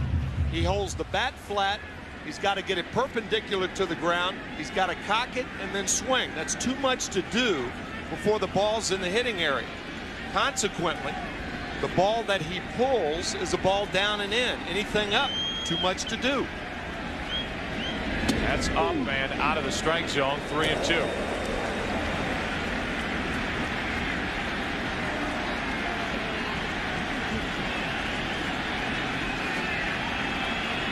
The shorter the trigger, the quicker the bat.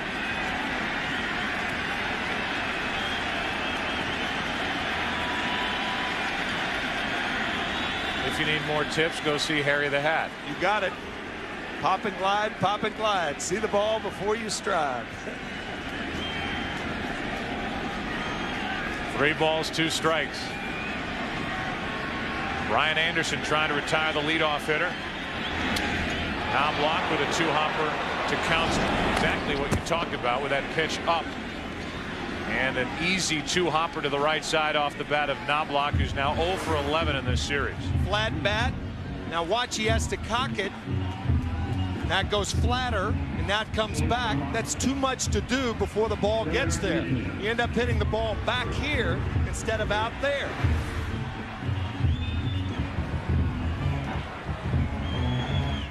So now it's Jeter, who singled his last time up for his only hit so far in the World Series. He's 1 out of 9. Batting in front of Paul O'Neill.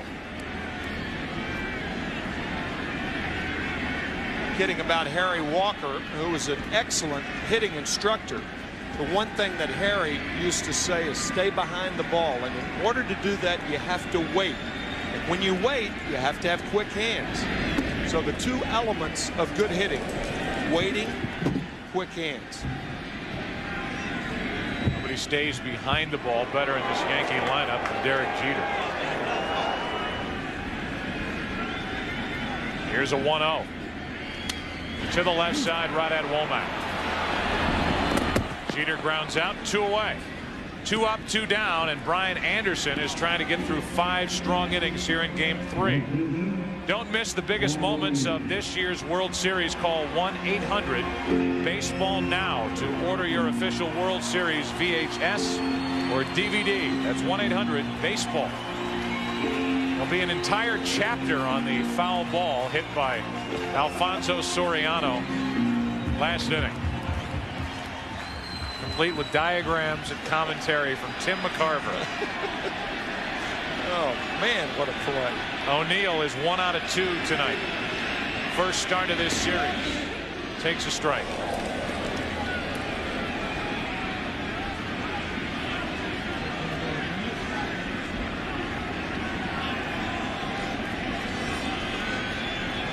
The Yankees, who missed an opportunity last inning to jump on Diamondback mistakes.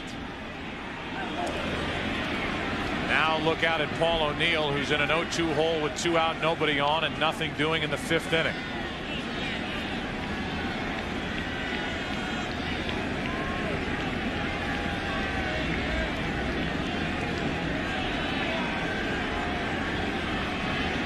O'Neill 21 home runs during the regular season, 2 this postseason, ball 1. Hit both home runs this postseason during the ALCS off Aaron Seeley. Game 1 and Game 5.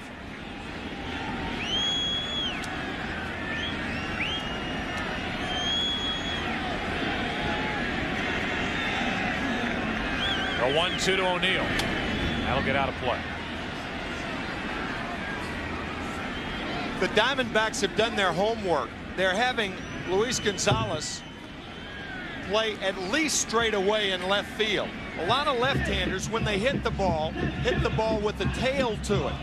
And because of that, here at Yankee Stadium, you can play closer to the line more than you normally would. So straight away here is a little closer to the line than it is in most ballparks. Anderson drops down sidearm, and Paul O'Neill flips it into left field and into the glove of Luis Gonzalez. The Knicks won tonight. Jordan scored 19. Welcome to this game. We go to the 6th inning, tied 1-1. The 2001 World Series on Fox is brought to you by Budweiser, with the crisp, clean, refreshing taste you'll find in no other beer. This Bud's for you. Welcome back to Yankee Stadium.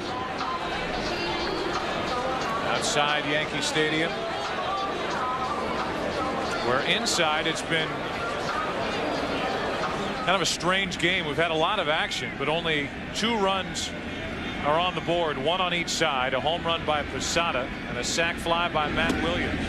The Diamondbacks missing a chance for a big inning in the 4th inning, and the Yankees not making anything out of 3 misplays, 2 errors by the Diamondbacks in the bottom of the 4th,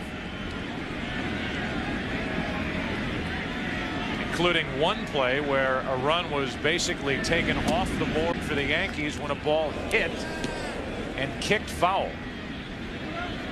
You've heard that expression in baseball that you can't give a team 4 outs in an inning. Well, the Diamondbacks gave the Yankees 6 outs that inning, and the Yankees couldn't score. Finley, who's drawn 2 walks and scored the only Arizona run, is ahead on the count here, 2-1.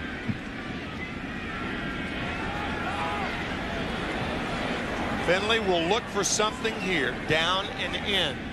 Take advantage of the short porch in right field.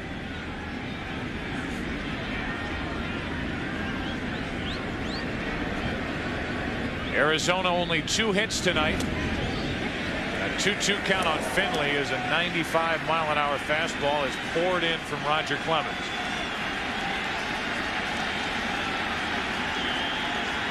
I think that last pitch may have broken the webbing of Jorge Posada's glove.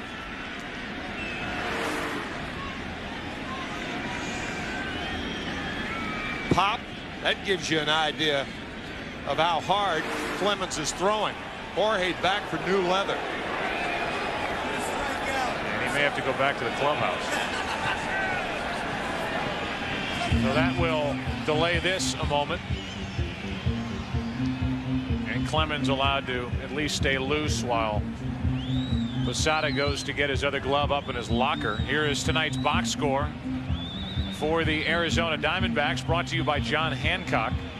Finley with 2 walks, but caught stealing, and he scored the only run. He scored on a sac fly by Matt Williams, who hit the sacrifice fly to right with the bases loaded. Otherwise, only the 2 hits, Gonzalez and Durazo, who has a hit and a walk.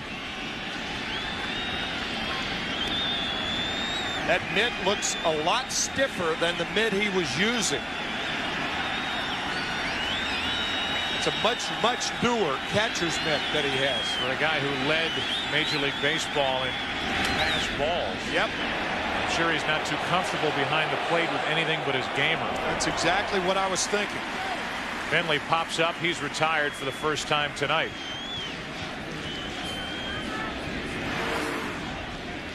You can see the lacing and the webbing of the glove that Clemens snapped. And then Posada had to go out and get one that's not broken in quite as much as his gamer. A lot of trainers have the skill to restring some of those mitts. Steve Donahue does it for the Yankees.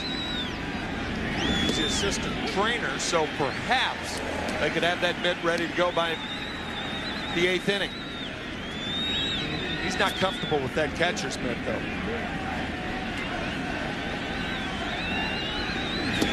0-2 on Gonzalez. What major leaguers do is they have a glove that they rely on, and then during the course of the year they break in others. Whether they break them in, they have bat boys break them in, they have other people break them in during batting practice. And they have it in reserve, but it's like Linus without his blankie. As Posada keeps the ball at the plate, 1 ball, 2 strikes on Luis Gonzalez. Or Roger without his splitty. Roger Clemens has taken to calling his split finger fastball Mr. Splitty. And this is a recent phenomenon. Roger showing a very good sense of humor and talking about his splitter.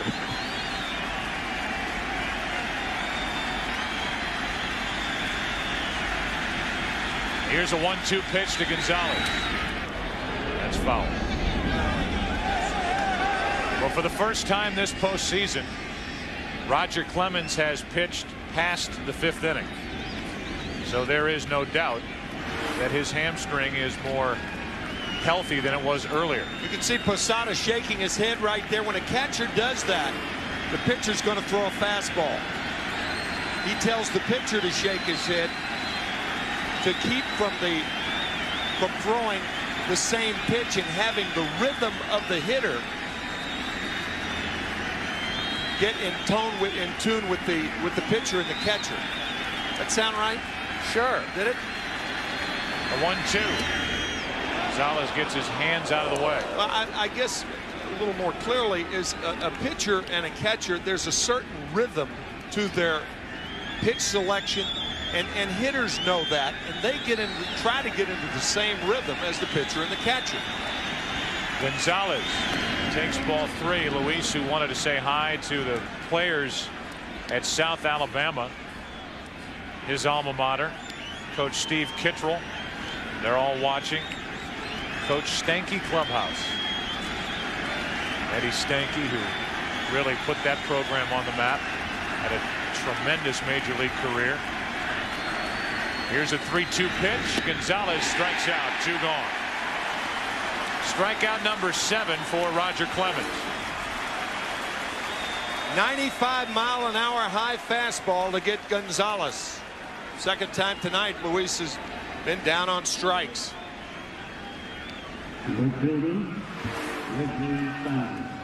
So with 2 out, nobody on, the Rocket, as his teammates call him, and as the trainer works on the webbing of Jorge Posada's gamer. First pitch, a strike, and that's been the order of the day for Roger Clemens, as Reggie Sanders, who's 0 for 2, is behind on the count 0-1. We've said it several times. You elevate on Reggie Sanders, a very good low ball hitter. So for the most part, I think Clemens will stay away from the splitter and try to throw the high fastball. Oh, went to the splitter. And the count 1 ball, 1 strike. Well, early in the night we talked about, does he look comfortable? Comfortable or not, you can see him walking around the mound that right hamstring is still bothering him, and that was the scouting report the Diamondbacks had. Drop down bunts, make him field his position. While not totally healthy, and they don't believe he'll be totally healthy until next season, he's pitching awfully well. 2 out, nobody on, and now Sanders is drilled. Reggie Sanders hit on the left arm, wrist, or hand. And Roger Clemens, who hit 5 batters during the regular season, caught Reggie Sanders, and that'll send him to first with 2 out, and you hope he's okay.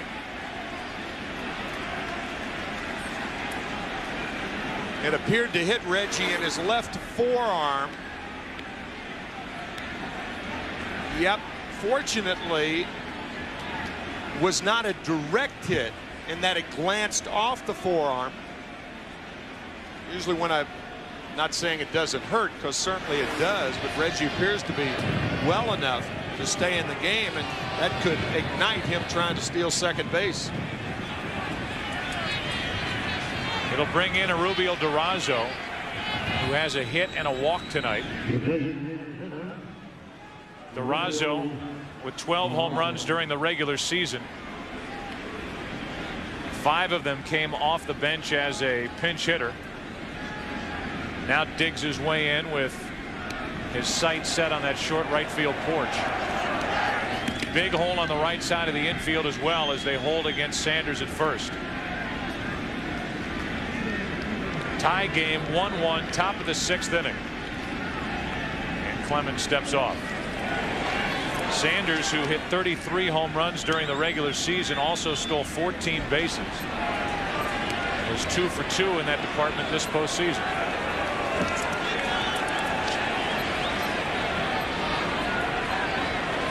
Go ahead run at first with 2 out. And a strike on the outside corner.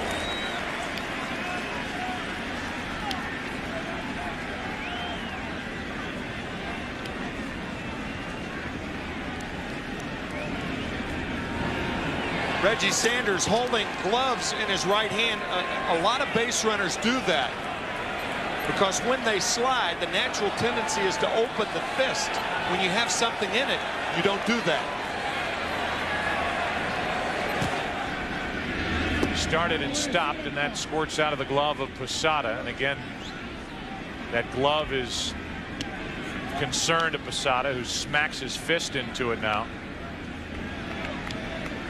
He is not comfortable with that catcher's mitt. Looks like they have it fixed over on the bench. Yeah, it does. Steve Donahue, the assistant trainer.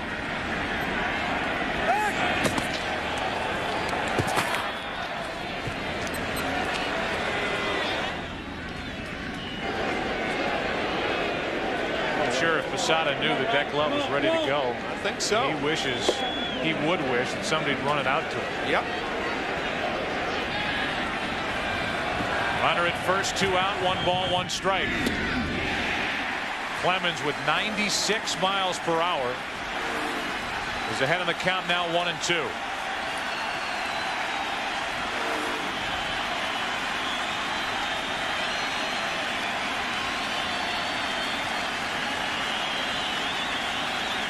Looking for strikeout number 8.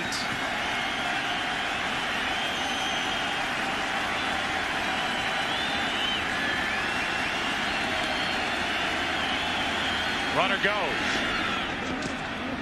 Picked a perfect pitch on which to run, and Sanders steals second base, and now a hit could give Arizona the lead. And that perfect pitch on which to run was a splitter in the dirt. New glove or no new glove, Posada wouldn't have thrown out Sanders. And that's part of the skill of stealing bases. Choose right, and Reggie did. So with a count of 1-2, Sanders picked the right pitch. Durazo did not go after the pitch. Bouncing in there, and now a hit could give Arizona their first lead of this game. To the right side, diving stop Soriano from his knees. He kept it on the infield, keeps the game tied. The wide throw and a base hit for Durazo to put runners at the corners. Infielders are trained to play deeper with a run on at second base and 2 outs. Soriano did that part of the job well, and this part of the job well. From his knees, off balance, an errant throw, and Durazo has a base hit. But the Yankees and Soriano save a run. Just into the edge of his glove is Durazo. Ends up safe at first. May have missed the bag the first time by and came back. It's a good observation, Joe. A runner going by the bag at first base doesn't come back that quickly unless he thought he missed it. Durazo with his attention on Soriano may have missed the bag. Great play by Soriano to come up with it. Understandably an errant throw. He may have missed the bag. At any rate, it's first and third, 2 out. Matt Williams could put Arizona on top. He takes the ball.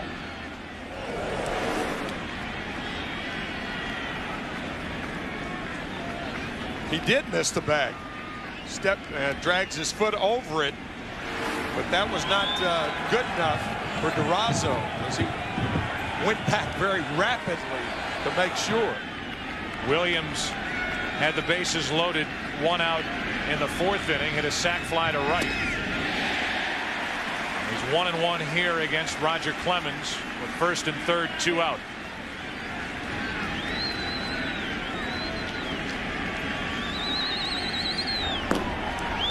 Ramiro Mendoza warming up here in the 6th inning.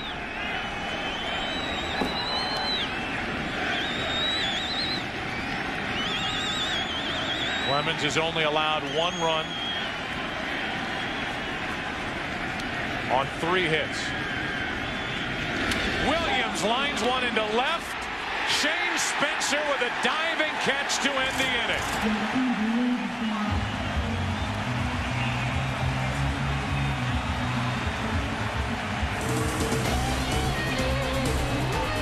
From the rocket, a rocket to left. And Shane Spencer, making his first start in left field, made the saving catch to keep it tied.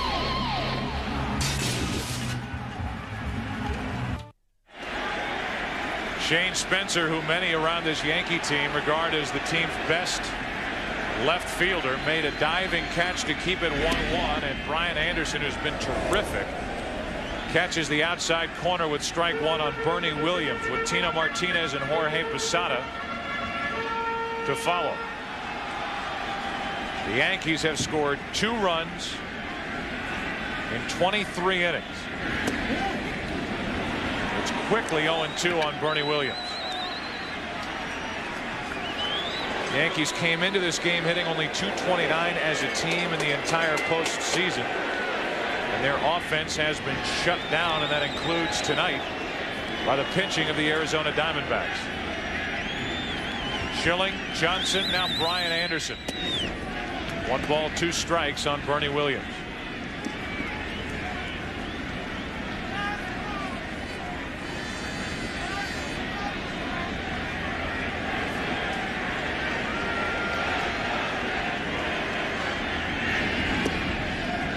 Two and 2.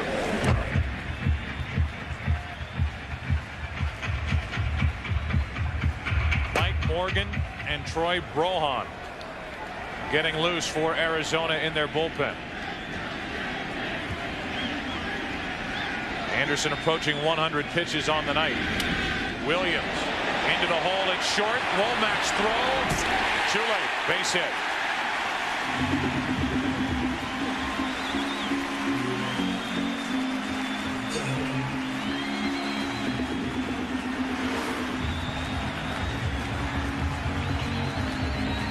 Shane Spencer with a diving catch. Normally the Yankees credit their saves to Mariano Rivera, but it was Soriano who made the play at second base, and Shane Spencer who saved temporarily the Diamondbacks taking the lead. Soriano before the Spencer play.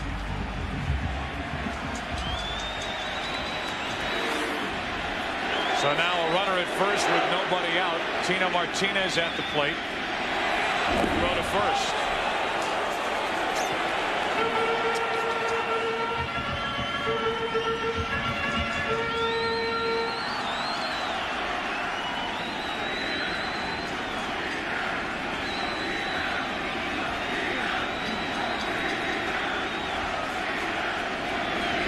Martinez pops it straight up. These have been an adventure. Damian Miller, Mark Grace, they come together, and it drops again.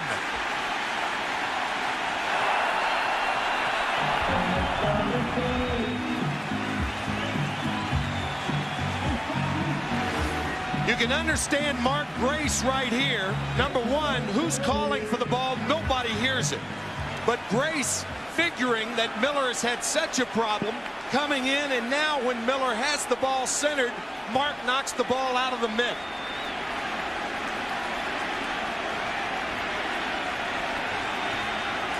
He actually hit the mitt before the ball did.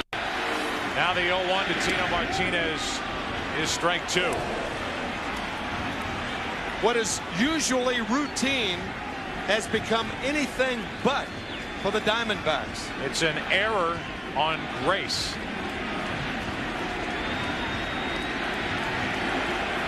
There have been 3 misplays on pop-ups, 2 errors called on the misplays. The other error belongs to Tony Womack, the shortstop.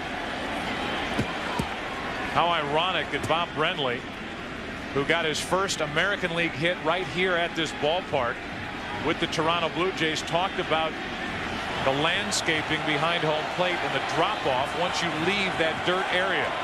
It's like you're running downhill. Tino Martinez into right field. Reggie Sanders on the track. Williams tags but holds at first, 1 out. Martinez got it off the end of the bat. The crowd got a rise out of that swing, and we go back to the mistakes on these pop-ups. Damian didn't touch that one. Fortunately for the Diamondbacks, he didn't touch that one. And he and Grace touched that one. You can understand Mark Grace with Damian having as tough a time as he's having. Grace, a 4-time Gold Glover coming in. I'm sure he tried to call Miller off the play. No way for Damian to hear him on that. But once again, Brian Anderson takes the heat off Miller. Now Posada.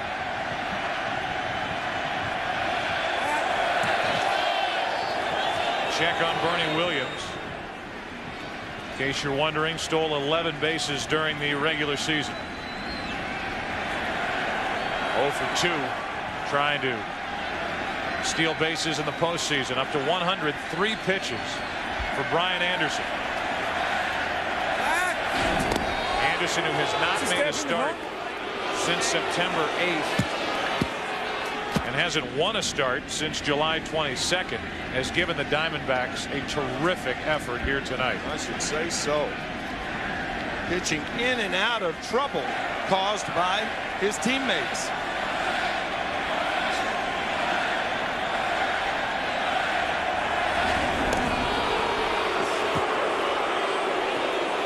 Keeping a close eye on Bernie Williams, and Lee Mazzilli has already lodged his complaint with that pickoff move by Brian Anderson.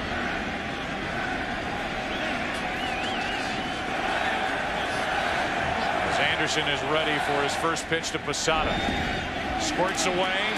Bernie Williams got a good jump down to second. Good base running by Williams. The minute that ball hit the dirt, Williams took off. With the Yankees offense, as paltry as it is, they have to take advantage of whatever mistakes they can. A nice block by Miller, but watch Bernie Williams. That first step, so important. And a wild pitch on Brian Anderson.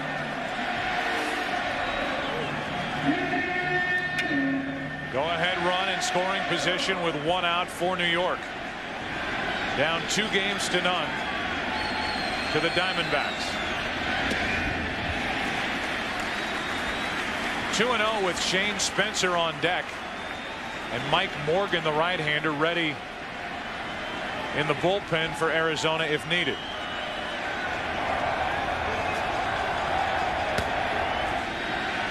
Bernie Williams at second, 1 out, and now 3-0 on Posada. If you're Bob Brenly, being back or down in the count 3-0, would you rather have Anderson pitching to Posada or the right-hander Morgan pitching perhaps to David Justice? Or maybe Joe Torre will leave the right-handed hitting Spencer in there. It is the weak link on the pitching staff for Arizona, the middle relief. We're in the 6th inning. Runner at second, 1 out. Posada walks, and it's 2 on, 1 out, and a decision to be made by the rookie manager Bob Brenly. Again, do you leave Anderson in to face Spencer? Do you go to the right-hander Morgan, who would face either Spencer or David Justice would be an option for Joe Torre? You can see Bob Welch talking to Brenly, suggesting things. Obviously, the decision is up to Brenly, and here he comes. Brenly has not made a call to the bullpen yet. 107 pitches on the night. Saw the graphic. His season high 110. He has had such a long layoff between starts that he will not get to throw his 108th pitch of the night. What a tremendous effort by Brian Anderson. But he is out of the game here in the 6th inning with 2 on and 1 out.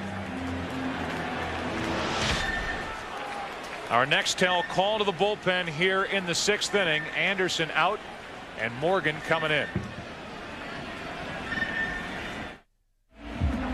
Bob Brenly had this to say to Brian Anderson when he took him out of this game. Yeah, you pitched a hell of a ball game right here. We're going to get Mo Man in the game to get Justice up here so he can hit his double play ball for us. Hell of a job. Way to go. That's exactly what happened. Morgan in the game. Justice at the plate. Justice pinch hitting for Shane Spencer with 2 on, 1 out. The 42-year-old Mike Morgan. 20th year in the big leagues, major league service wise, and his numbers this postseason out of the Arizona bullpen. 2 on, 1 out, and quickly an 0-2 count on David Justice. I think what entered Bob Brenly's mind were 2 things.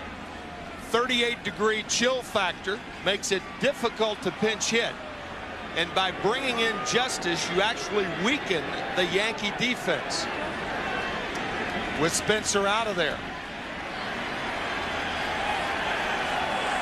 David Justice with a count of 0-2. 2 on, 1 out. Too far outside, ball 1. Our question may be answered as to who's pitching for the Diamondbacks tomorrow night as a starter. Anderson upset, but Miguel Batista is up and throwing for the D-backs. Number 43. Even more reason to believe it's Schilling tomorrow night. The 1-2 pitch. Justice strikes out. Huge strikeout from Mike Morgan. And now Scott Brocious will walk to the plate as the Yankees send Justice up, and he didn't come close to that pitch. Pitch was off the plate. One of the cheerleaders, Brian Anderson. Those are his runs on base. Terrific job by Anderson, and a good job by Mike Morgan. Tonight's box score for the Yankees brought to you by John Hancock. Nobody with more than 1 hit tonight. Posada the only RBI. It came on a home run leading off the 2nd. The Yankees have stranded 5. The Diamondbacks have made 3 errors, 4 misplays, and now it's 2 on with 2 out for Scott Brocious, who gets it off the end of the bat into left field. Base hit. In to score is Bernie Williams, and the Yankees lead it 2-1.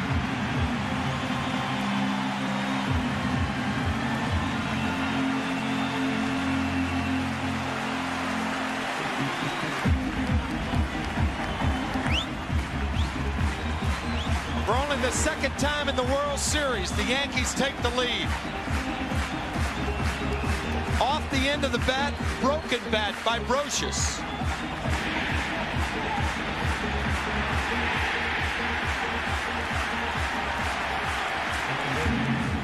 Bernie Williams appeared to round third base thinking the ball was going to be caught before he steamed home. Let's hear it leave the bat.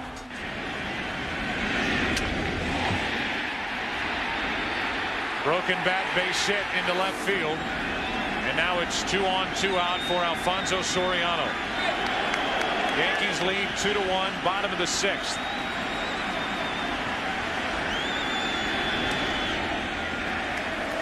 The Yankees regaining the lead in the middle innings on a hit against the middle relief of the Arizona Diamondbacks, with Mariano Rivera available for 2 innings tonight if needed.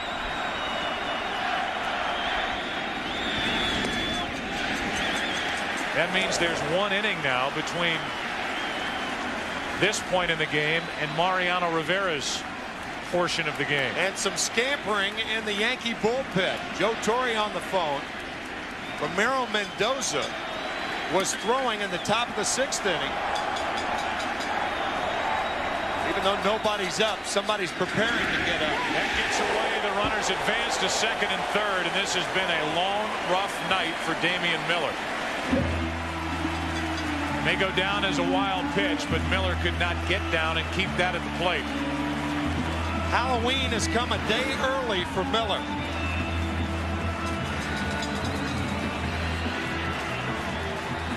Through the trap door.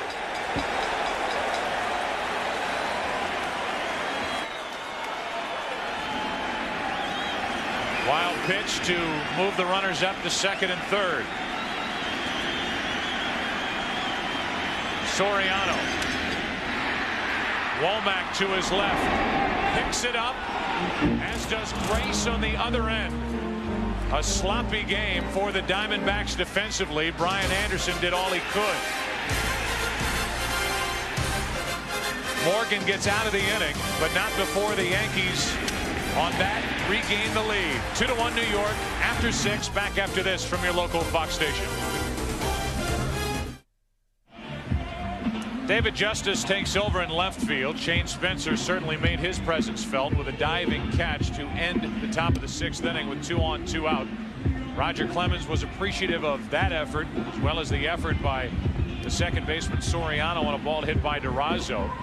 The defense helped out Roger Clemens, and here in the 7th inning, Ramiro Mendoza getting loose, but Clemens will try to get through 7 here tonight. Clemens approaching 100 pitches here in game 3. Yankees saying that the hamstring is sound enough for Clemens that they work him here in game 3. He would be available then in game 7 if needed, as Mark Grace takes a strike over the outside corner.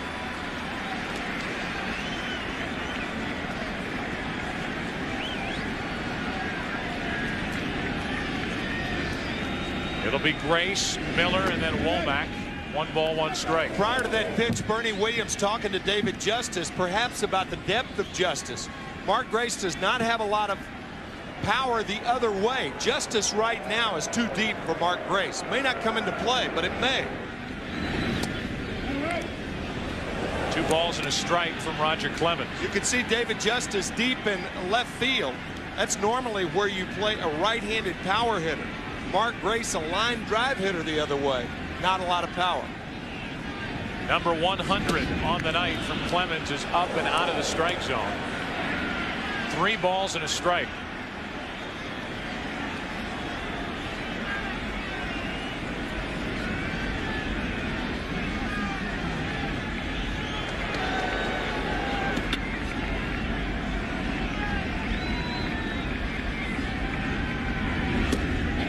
Full count.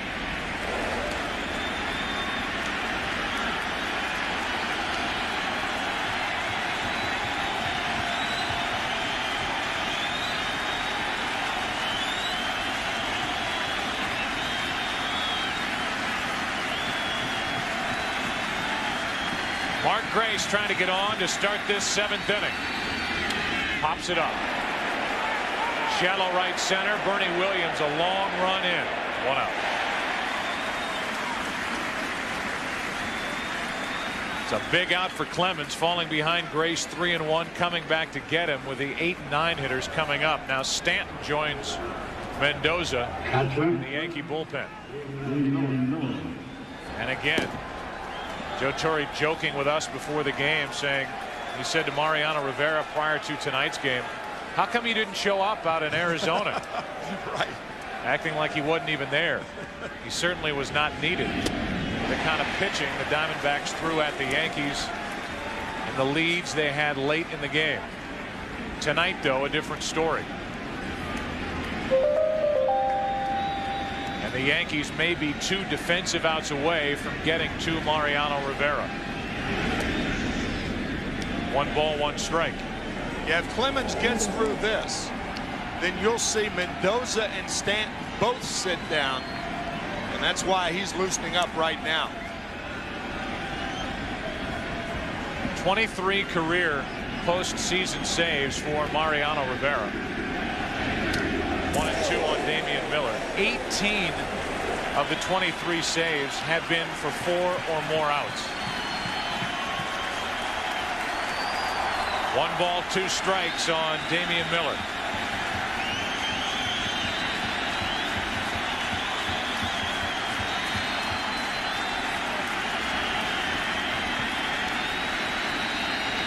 2 out.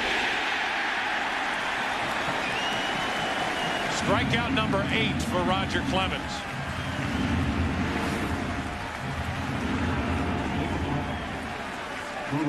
Pretty good combination right there. Speed and location.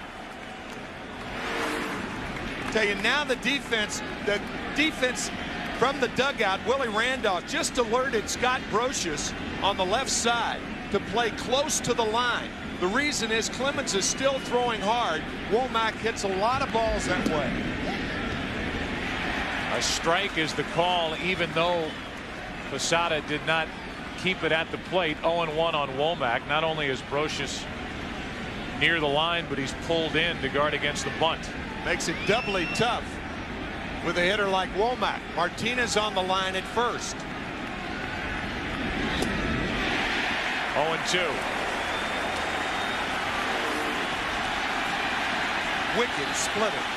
Roger Clemens was brought to this team in February of '99 to be the stopper in the rotation. With the Yankees down 2 games to none, they turned to Roger Clemens. He strikes out Womack to end the 7th. He has struck out 9 tonight, and the 5-time Cy Young Award winner has been the Rocket here this evening.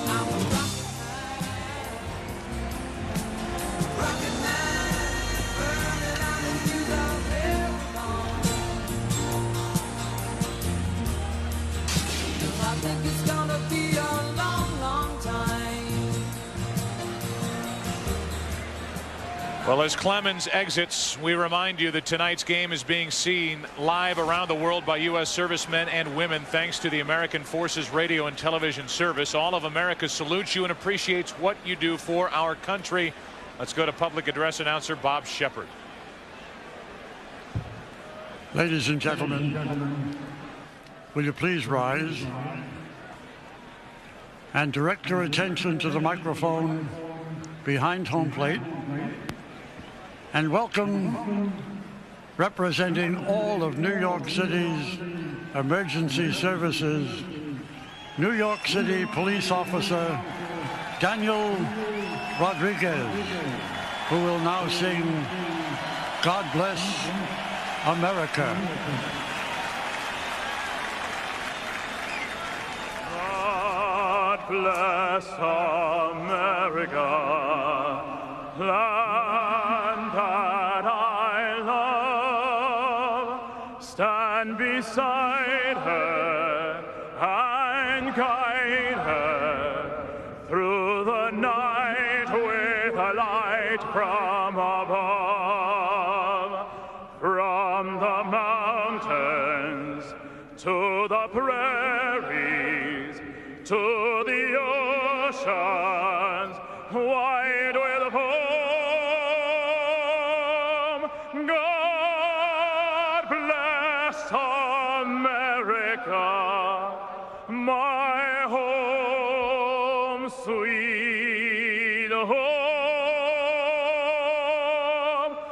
God bless America, my home, sweet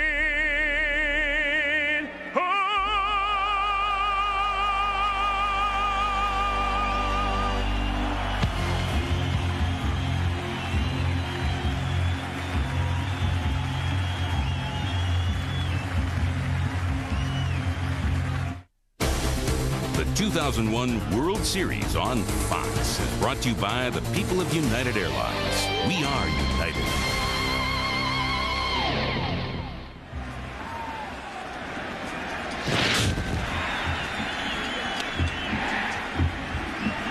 A look at the night for Roger Clemens with the strikeouts, 9 of them tonight. Please remember, Radio Shack is a collection site for the September 11 Fund, benefiting survivors, victims, families, and rescue personnel.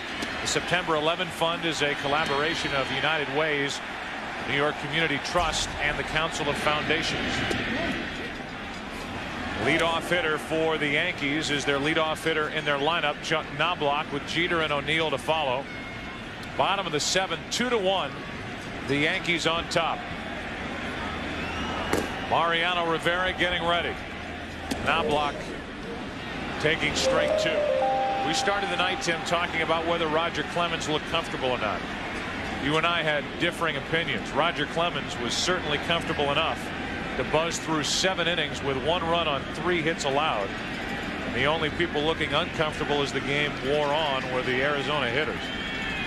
He did, however, get some serious help from his defense with a diving stop by Soriano to his left to keep a ball on the infield, and a diving catch by Shane Spencer in left field with 2 on and 2 out to end the top of the 6th inning. On 1 and 2, Knobloch hits it foul. As you saw the 9 strikeouts, you realize that Roger Clemens can reach that different level with pitches on different levels, up, down primarily. Not 1 strikeout tonight on a breaking ball, fastball or splitter. Knobloch hops out of there 0 for 3 tonight. He's popped up twice and grounded out.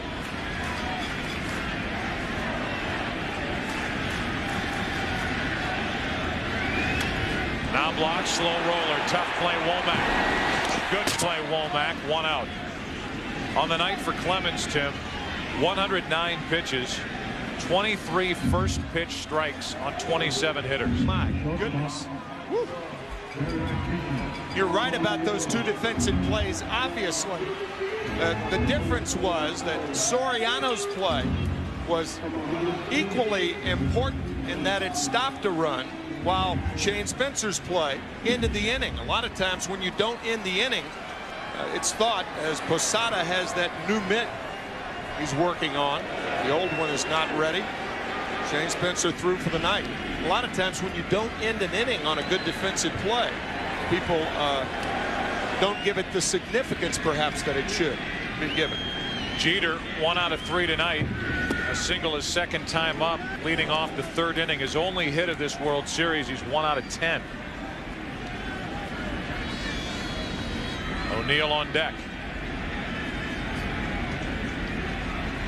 A 1-0. 2-0.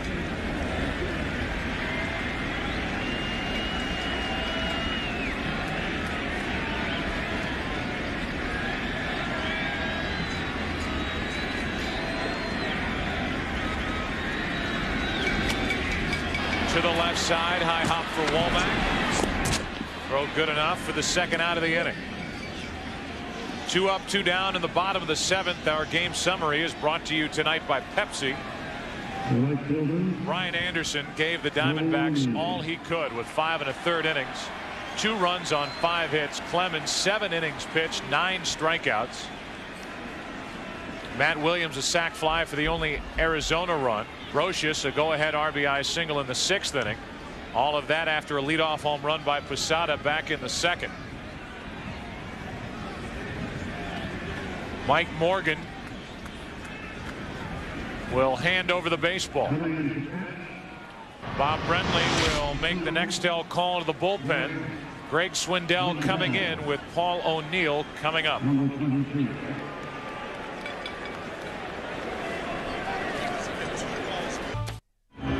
When the 42-year-old Mike Morgan came out of the game, Bob Brentley had this to say to him on his visit to the mound. Great job, Mo, man. That boy. Hey, man. He broke his bat. What the hell? We needed it down to 7 minutes more. The broken bat single with 2 out. Last inning to put the Yankees on top. And now Greg Swindell misses down and away with ball 1 to Paul O'Neill. You got to think that this game has not seen the last of broken bats. Not with who's warming up for the Yankees in their bullpen, Mariano Rivera, who is the king of broken bats this year in the American League. 2 out, bases empty, 1 ball, no strikes. That caught the corner. 1-1.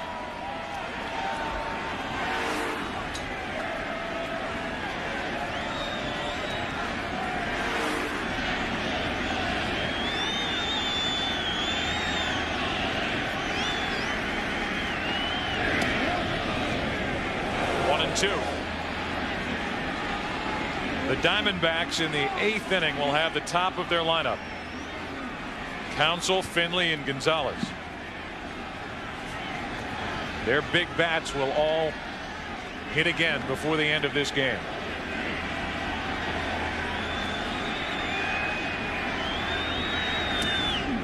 Over but low, 2-2.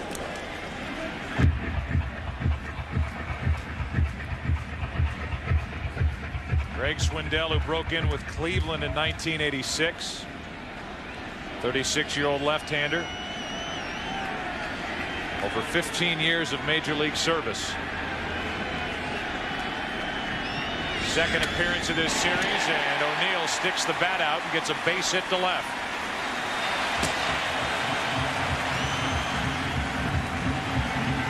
But if you're Swindell with 2 outs, you want O'Neill to put the ball in play on the left side of the infield. Reason for that? The home run is more remote to the left side.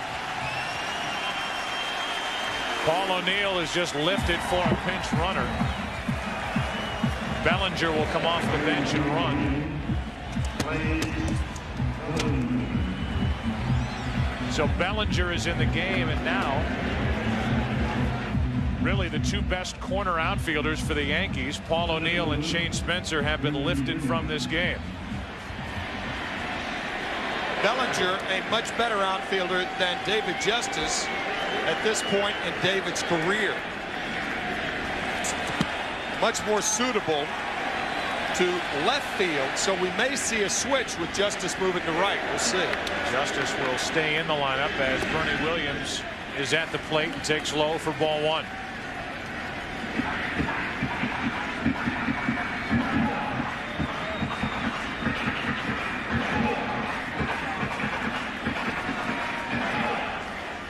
Paul O'Neill singled and stole a base back in the 1st inning. Lifted for the pinch runner in the 7th.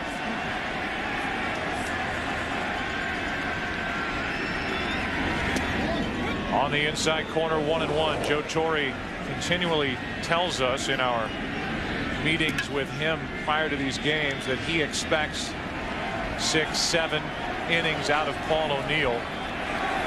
Problems with that stress fracture in his foot, not totally healed, and probably the main reason why he is on the bench and Bellinger's running. On the outside corner, 1-2.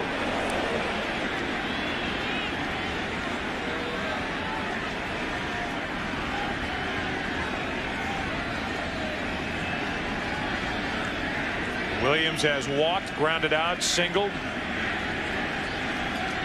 Moved up on a wild pitch with good base running. Scored on a 2-out hit by Brocious as Bellinger draws a throw from Swindell. Sure, the Diamondbacks are thinking, as poorly as they played on defense tonight, it could be a lot worse than just a 2-1 ball game.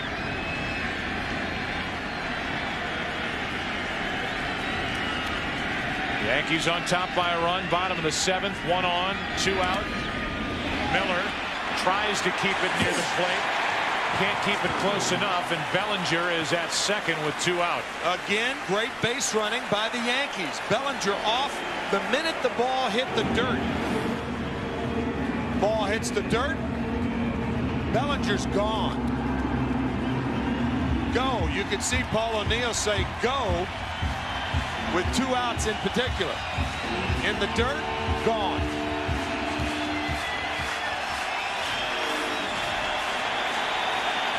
Now Bernie Williams with a runner in scoring position. 2 out, 2 balls, 2 strikes. A hit by O'Neill. Pinch runner was Bellinger. Moved to second on a wild pitch.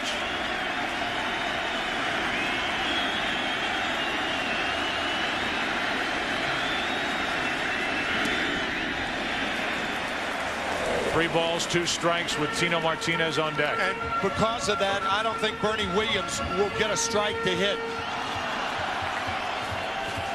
Bob Brenly, sure that the veteran Swindell realizes first base is open.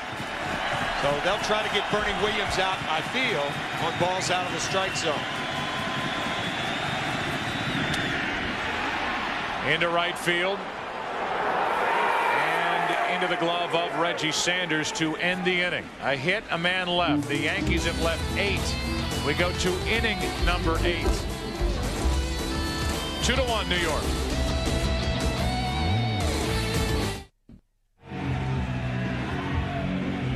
No surprise as Bellinger goes to left field. That moves David Justice over to right as this game gets to the 8th inning. With the Yankees on top 2-1, down in the series 2-0. Nextel call to the bullpen. No surprise here either, Tim. 8th inning with arrested Mariano Rivera, and here he is. He has not pitched in 8 days. And as we said, Clay Bellinger in left field, because left field is so spacious here at Yankee Stadium, and Bellinger with the most speed.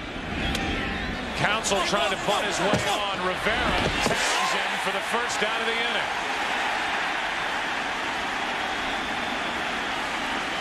We talked about the Diamondbacks perhaps bunting on Roger Clemens. They waited too late. Nobody feels their position better than Mariano Rivera.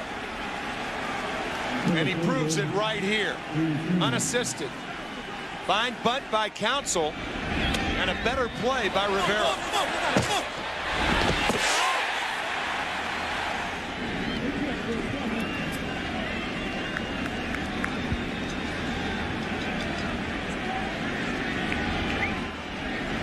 Got him on the left hip. Rivera throws one pitch to get the first out of the top of the 8th inning. Good effort by Counsell. But a terrific play by Rivera, and now Steve Finley takes one inside. At 92-mile-an-hour cutter for ball 1. Rivera 50 saves this season, 3rd highest total in AL history. And in the postseason, nobody has been better, including this year. A 1-0 record with an ERA under 1, 4 saves.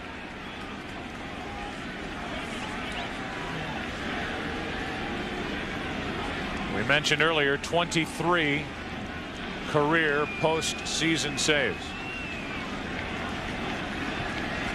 The 1-1. 2 balls and a strike with Gonzalez, who hit 57 home runs during the regular season, waiting on deck. Left-handers for the Diamondbacks will get the ball inside.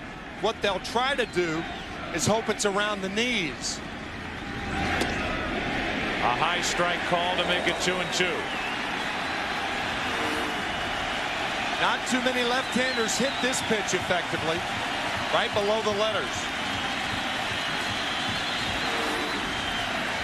1 out, nobody on. And Finley got a piece to stay up there.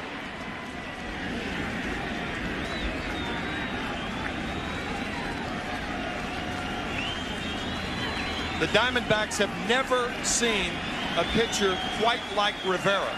There's nobody in the National League that throws like Rivera. Nobody in the American League either. 2 out. How about these numbers as Gonzalez walks to the plate? Lowest career postseason ERA.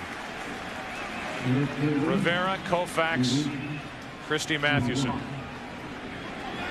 Rivera at .74.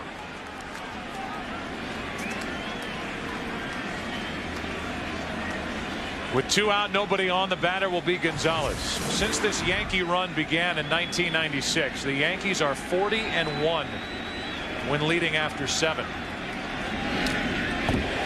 During the postseason, the one was Game 4 of the '97 division series at Cleveland, when Sandy Alomar hit an opposite field home run against Mariano Rivera. 2 out, nobody on, no balls, 1 strike on Gonzalez. No balls, 2 strikes.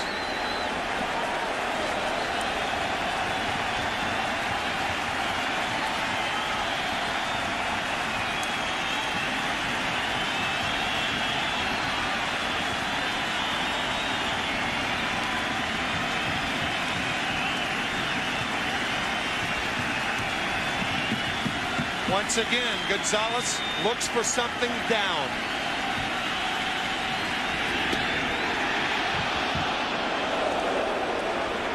One ball, 2 strikes on Luis Gonzalez. Posada setting up outside, just off the plate.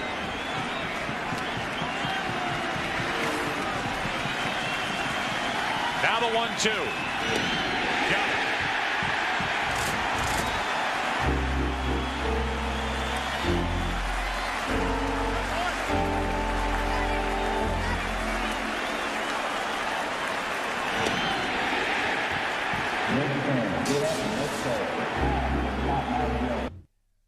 The 2001 World Series on Fox is brought to you by Charles Schwab. Expert advice that's objective, uncomplicated, and not driven by commission.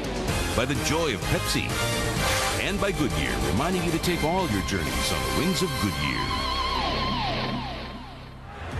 Bottom of the 8th inning of Game 3, 2-1 Yankees. Joe Buck and Tim McCarver with you. The Yankees are going to have to squeeze everything they can get out of their pitching, because offensively, outside of a 12-run outburst in Game 5, the clincher of the ALCS, this Yankee team is averaging less than 3 runs a game through the entire postseason, and that carries on through tonight. They've hit 3 balls well, 3 balls on the button tonight.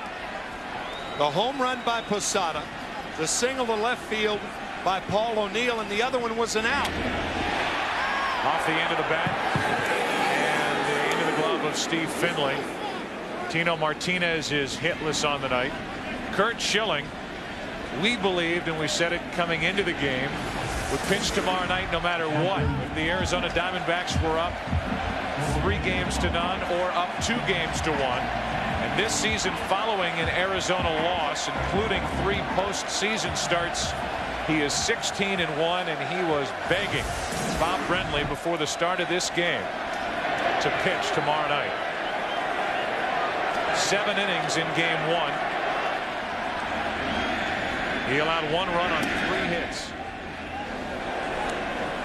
He told Bob Brenly early in the season, this being Brenly's first year as the Diamondbacks manager, I can tell the day after I start how I'm going to feel and how I'm going to pitch the next time I take the ball.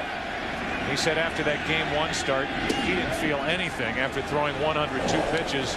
He believes he is ready, rested, and ready to go. Curt told Bob that he could pitch the next day if needed. Those are his numbers with normal rest. He has not been forced to work on short rest, 3 days rest yet. The 0-2 to Posada misses. And just so you know, since the beginning of the '99 playoffs, pitchers working on 3 days rest in the playoffs are 1-9 in 15 starts. But none of them have been Curt Schilling. You're dealing with a different guy right there. 1 ball, 2 strikes. 2 balls, 2 strikes.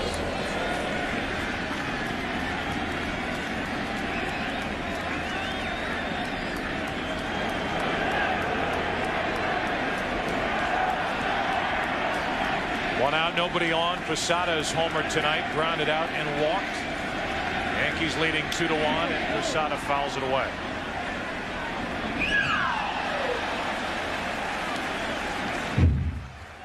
So with the series advantage, no matter what happens tonight, I know you have believed since Game 1 of this World Series that Schilling should pitch Game 4. I don't care what the situation is.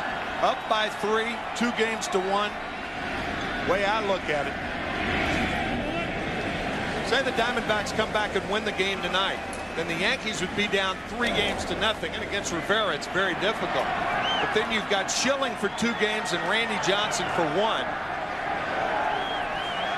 And here it is graphically. Starters on short rest. The postseason, 99 through this year, 1-9 with an ERA of 9.73. Posada fouls it off to the right. You're talking about postseason pitchers there, so you're talking about some of the better pitchers in the league year after year still You say you're not talking about somebody like Curt Schilling. Not Curt Schilling. Randy Johnson, yes. I don't think Randy Johnson could come back on 3 days rest. If Schilling goes and loses tomorrow night, it won't be because of that lack of 24 hours more resting and pitching on Thursday. 3 balls, 2 strikes. Posada in the air to right center. Finley going to get it. 2 out. Tonight, immediately after the game, it's a special edition of the Best Damn Sports Show, period, on Fox Sports Net.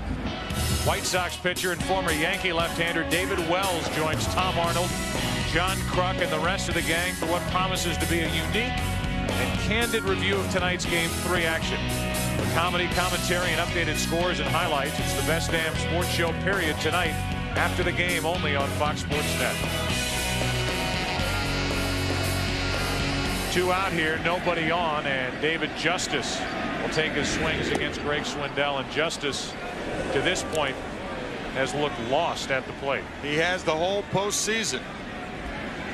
Getting back to Schilling, if you start him tomorrow night, as Bob Brenly in my mind will do, then you guarantee him to start Game 7. That's as important as starting him tomorrow night. Justice pops it up left side. Wynn plays with it. Initially thought he had no chance, and it ended up coming down right on top of somebody's head. One of the photographers down past the Diamondbacks dugout, and they're asking, I believe, for the Diamondback trainer to come over there. Throwing a towel in, so that's not a good sign as the game comes to a standstill. Just out of the reach of Matt Williams, and on to somebody in that photographer's well down the left side. Now an 0-2 count on David Justice.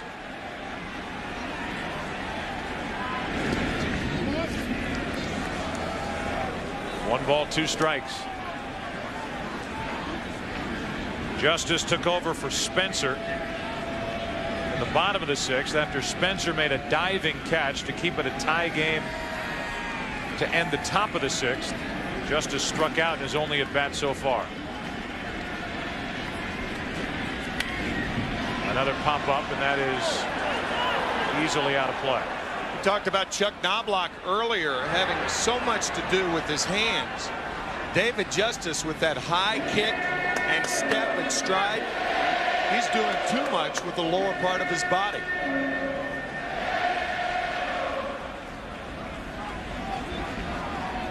He is so vulnerable outside with that high leg kick. Too far outside. 2-2.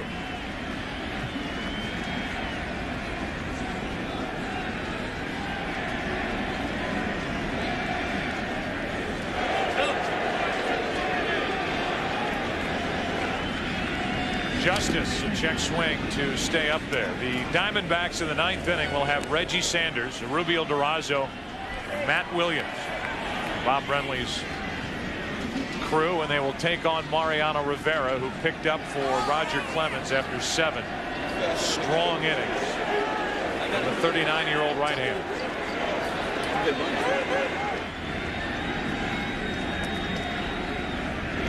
Justice strikes out for the 2nd time tonight, and we go to the 9th inning. Rivera will head back to work. Yankees down 2-0, lead it 2-1.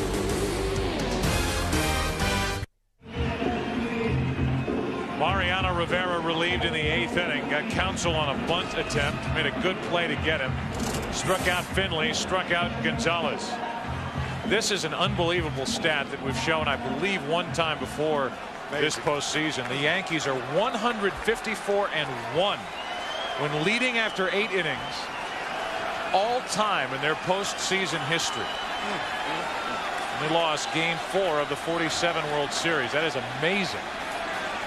As Reggie Sanders goes after one up and out of the strike zone, strike 1. It'll be Sanders, Durazo, and Matt Williams for Arizona, down by a run, up by 2 games in this World Series. It's even more amazing in the Game 4 of the 1947 World Series. Bill Bevins had the no-hitter with 2 out in the 9th inning, and Cookie Lavagetto's double is how they beat the Yankees. Here's a 0-1 pitch. Sanders took strike 2. Remember, we talked about Roger Clemens earlier. They try to elevate on Reggie Sanders. A high strike there.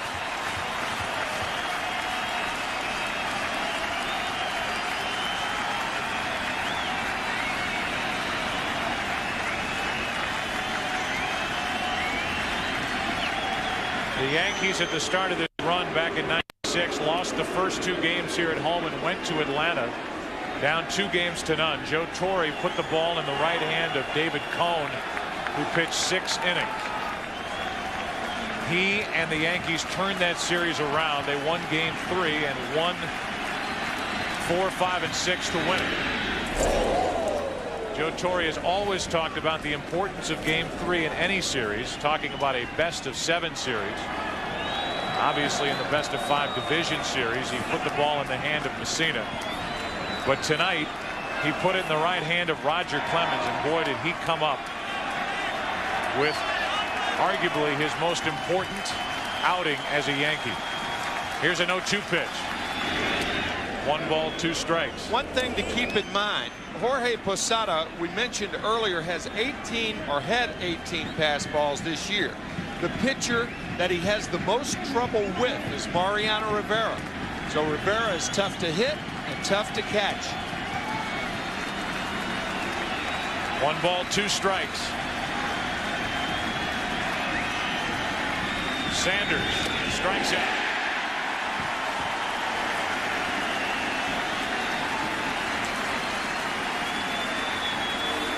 Hitters know what's coming and can't catch up to it.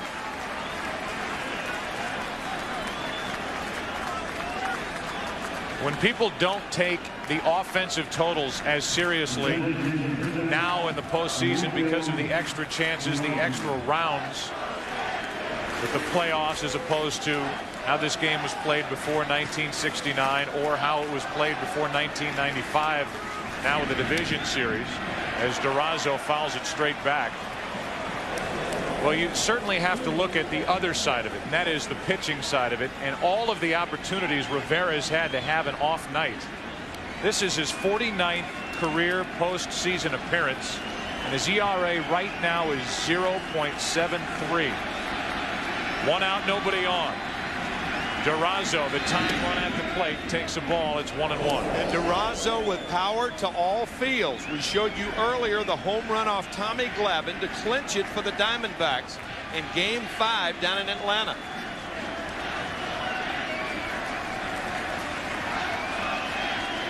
The 1-1. Durazo couldn't hold up. Strike 2.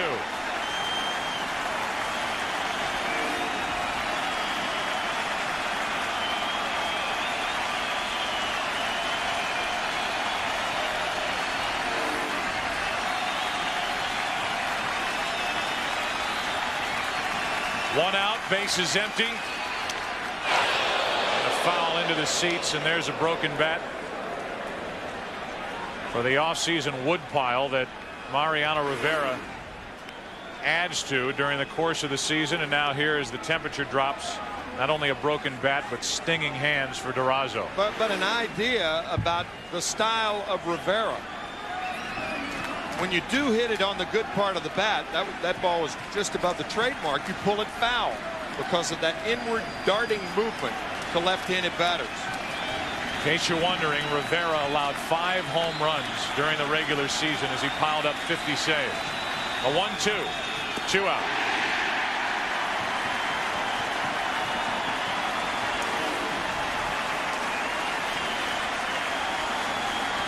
If he hits that ball well, he's going to pull it foul. The action about 10 feet from home plate is unbelievable. Talk to the hitters and they all tell you. They end up swinging at what's not there. Williams, Matt Williams, a member of that '97 Cleveland Indians team that beat the Yankees. Bounced them out of the playoffs. The Yankees then came back to win in '98, '99. Last year, they trailed 2 games to none in the 2001 World Series. And it could very well be a matchup of Curt Schilling and El Duque, Orlando Hernandez, tomorrow night in Game 4. 2-1 is the score. Yankees up in the 9th inning with 2 out. Williams hits it down the left field line, foul. As we talked about with the right field foul line in that poll, you can curl one down that left side 318 feet away. Doesn't take much right down the left field line, but then it really juts out from there.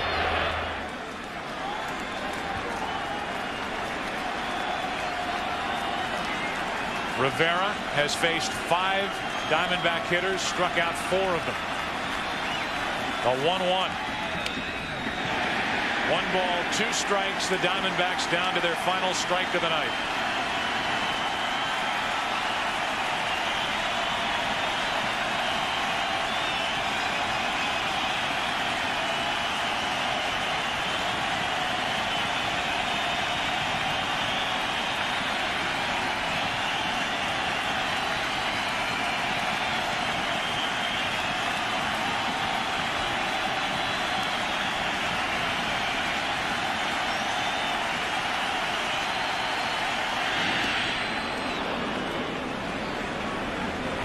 Two balls, 2 strikes. And there's Posada looking at his glove after boxing that one and missed the strike zone. Yeah, that's the problem with Rivera. You can't center the fastball. You think it's there. You're like the hitter. You think it's going to be in the pocket. Ends up on the heel. Ends up in the webbing. Now the 2-2 pitch. Time called at the plate.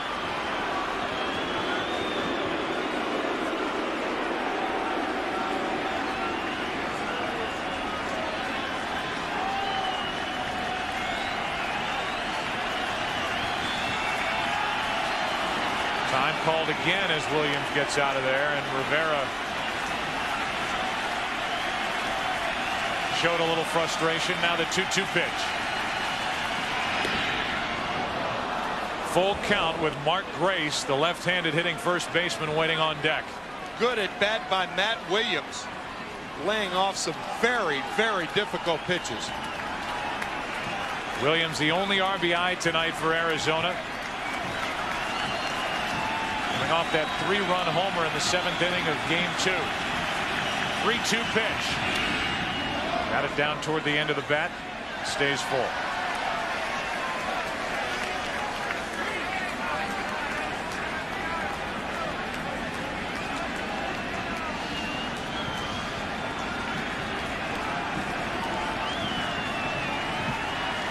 Matt Williams trying to extend it. Mariano Rivera trying to put the Yankees on the board in this series.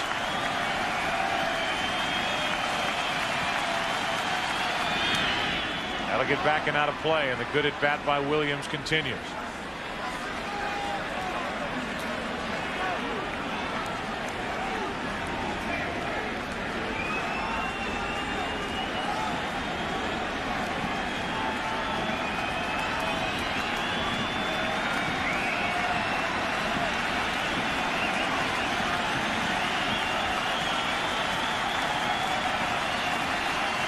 Eighth pitch of this at bat coming. Another 3-2 pitch. Jeter. Yankees win Game 3.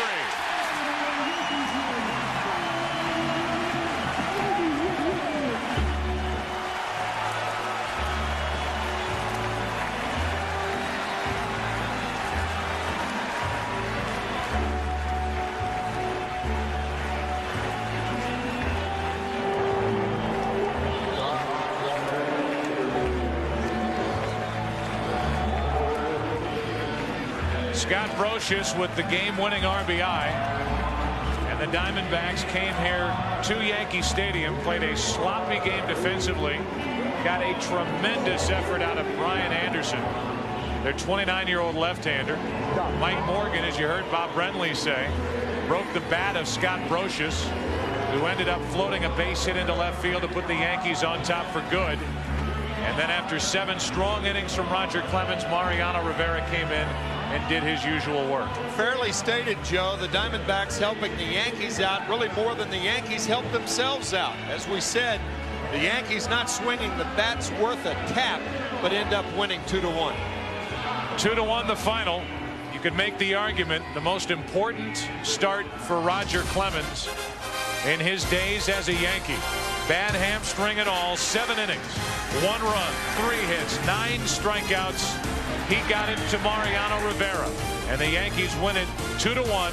They trail in the series 2-1, and we'll be back in a moment.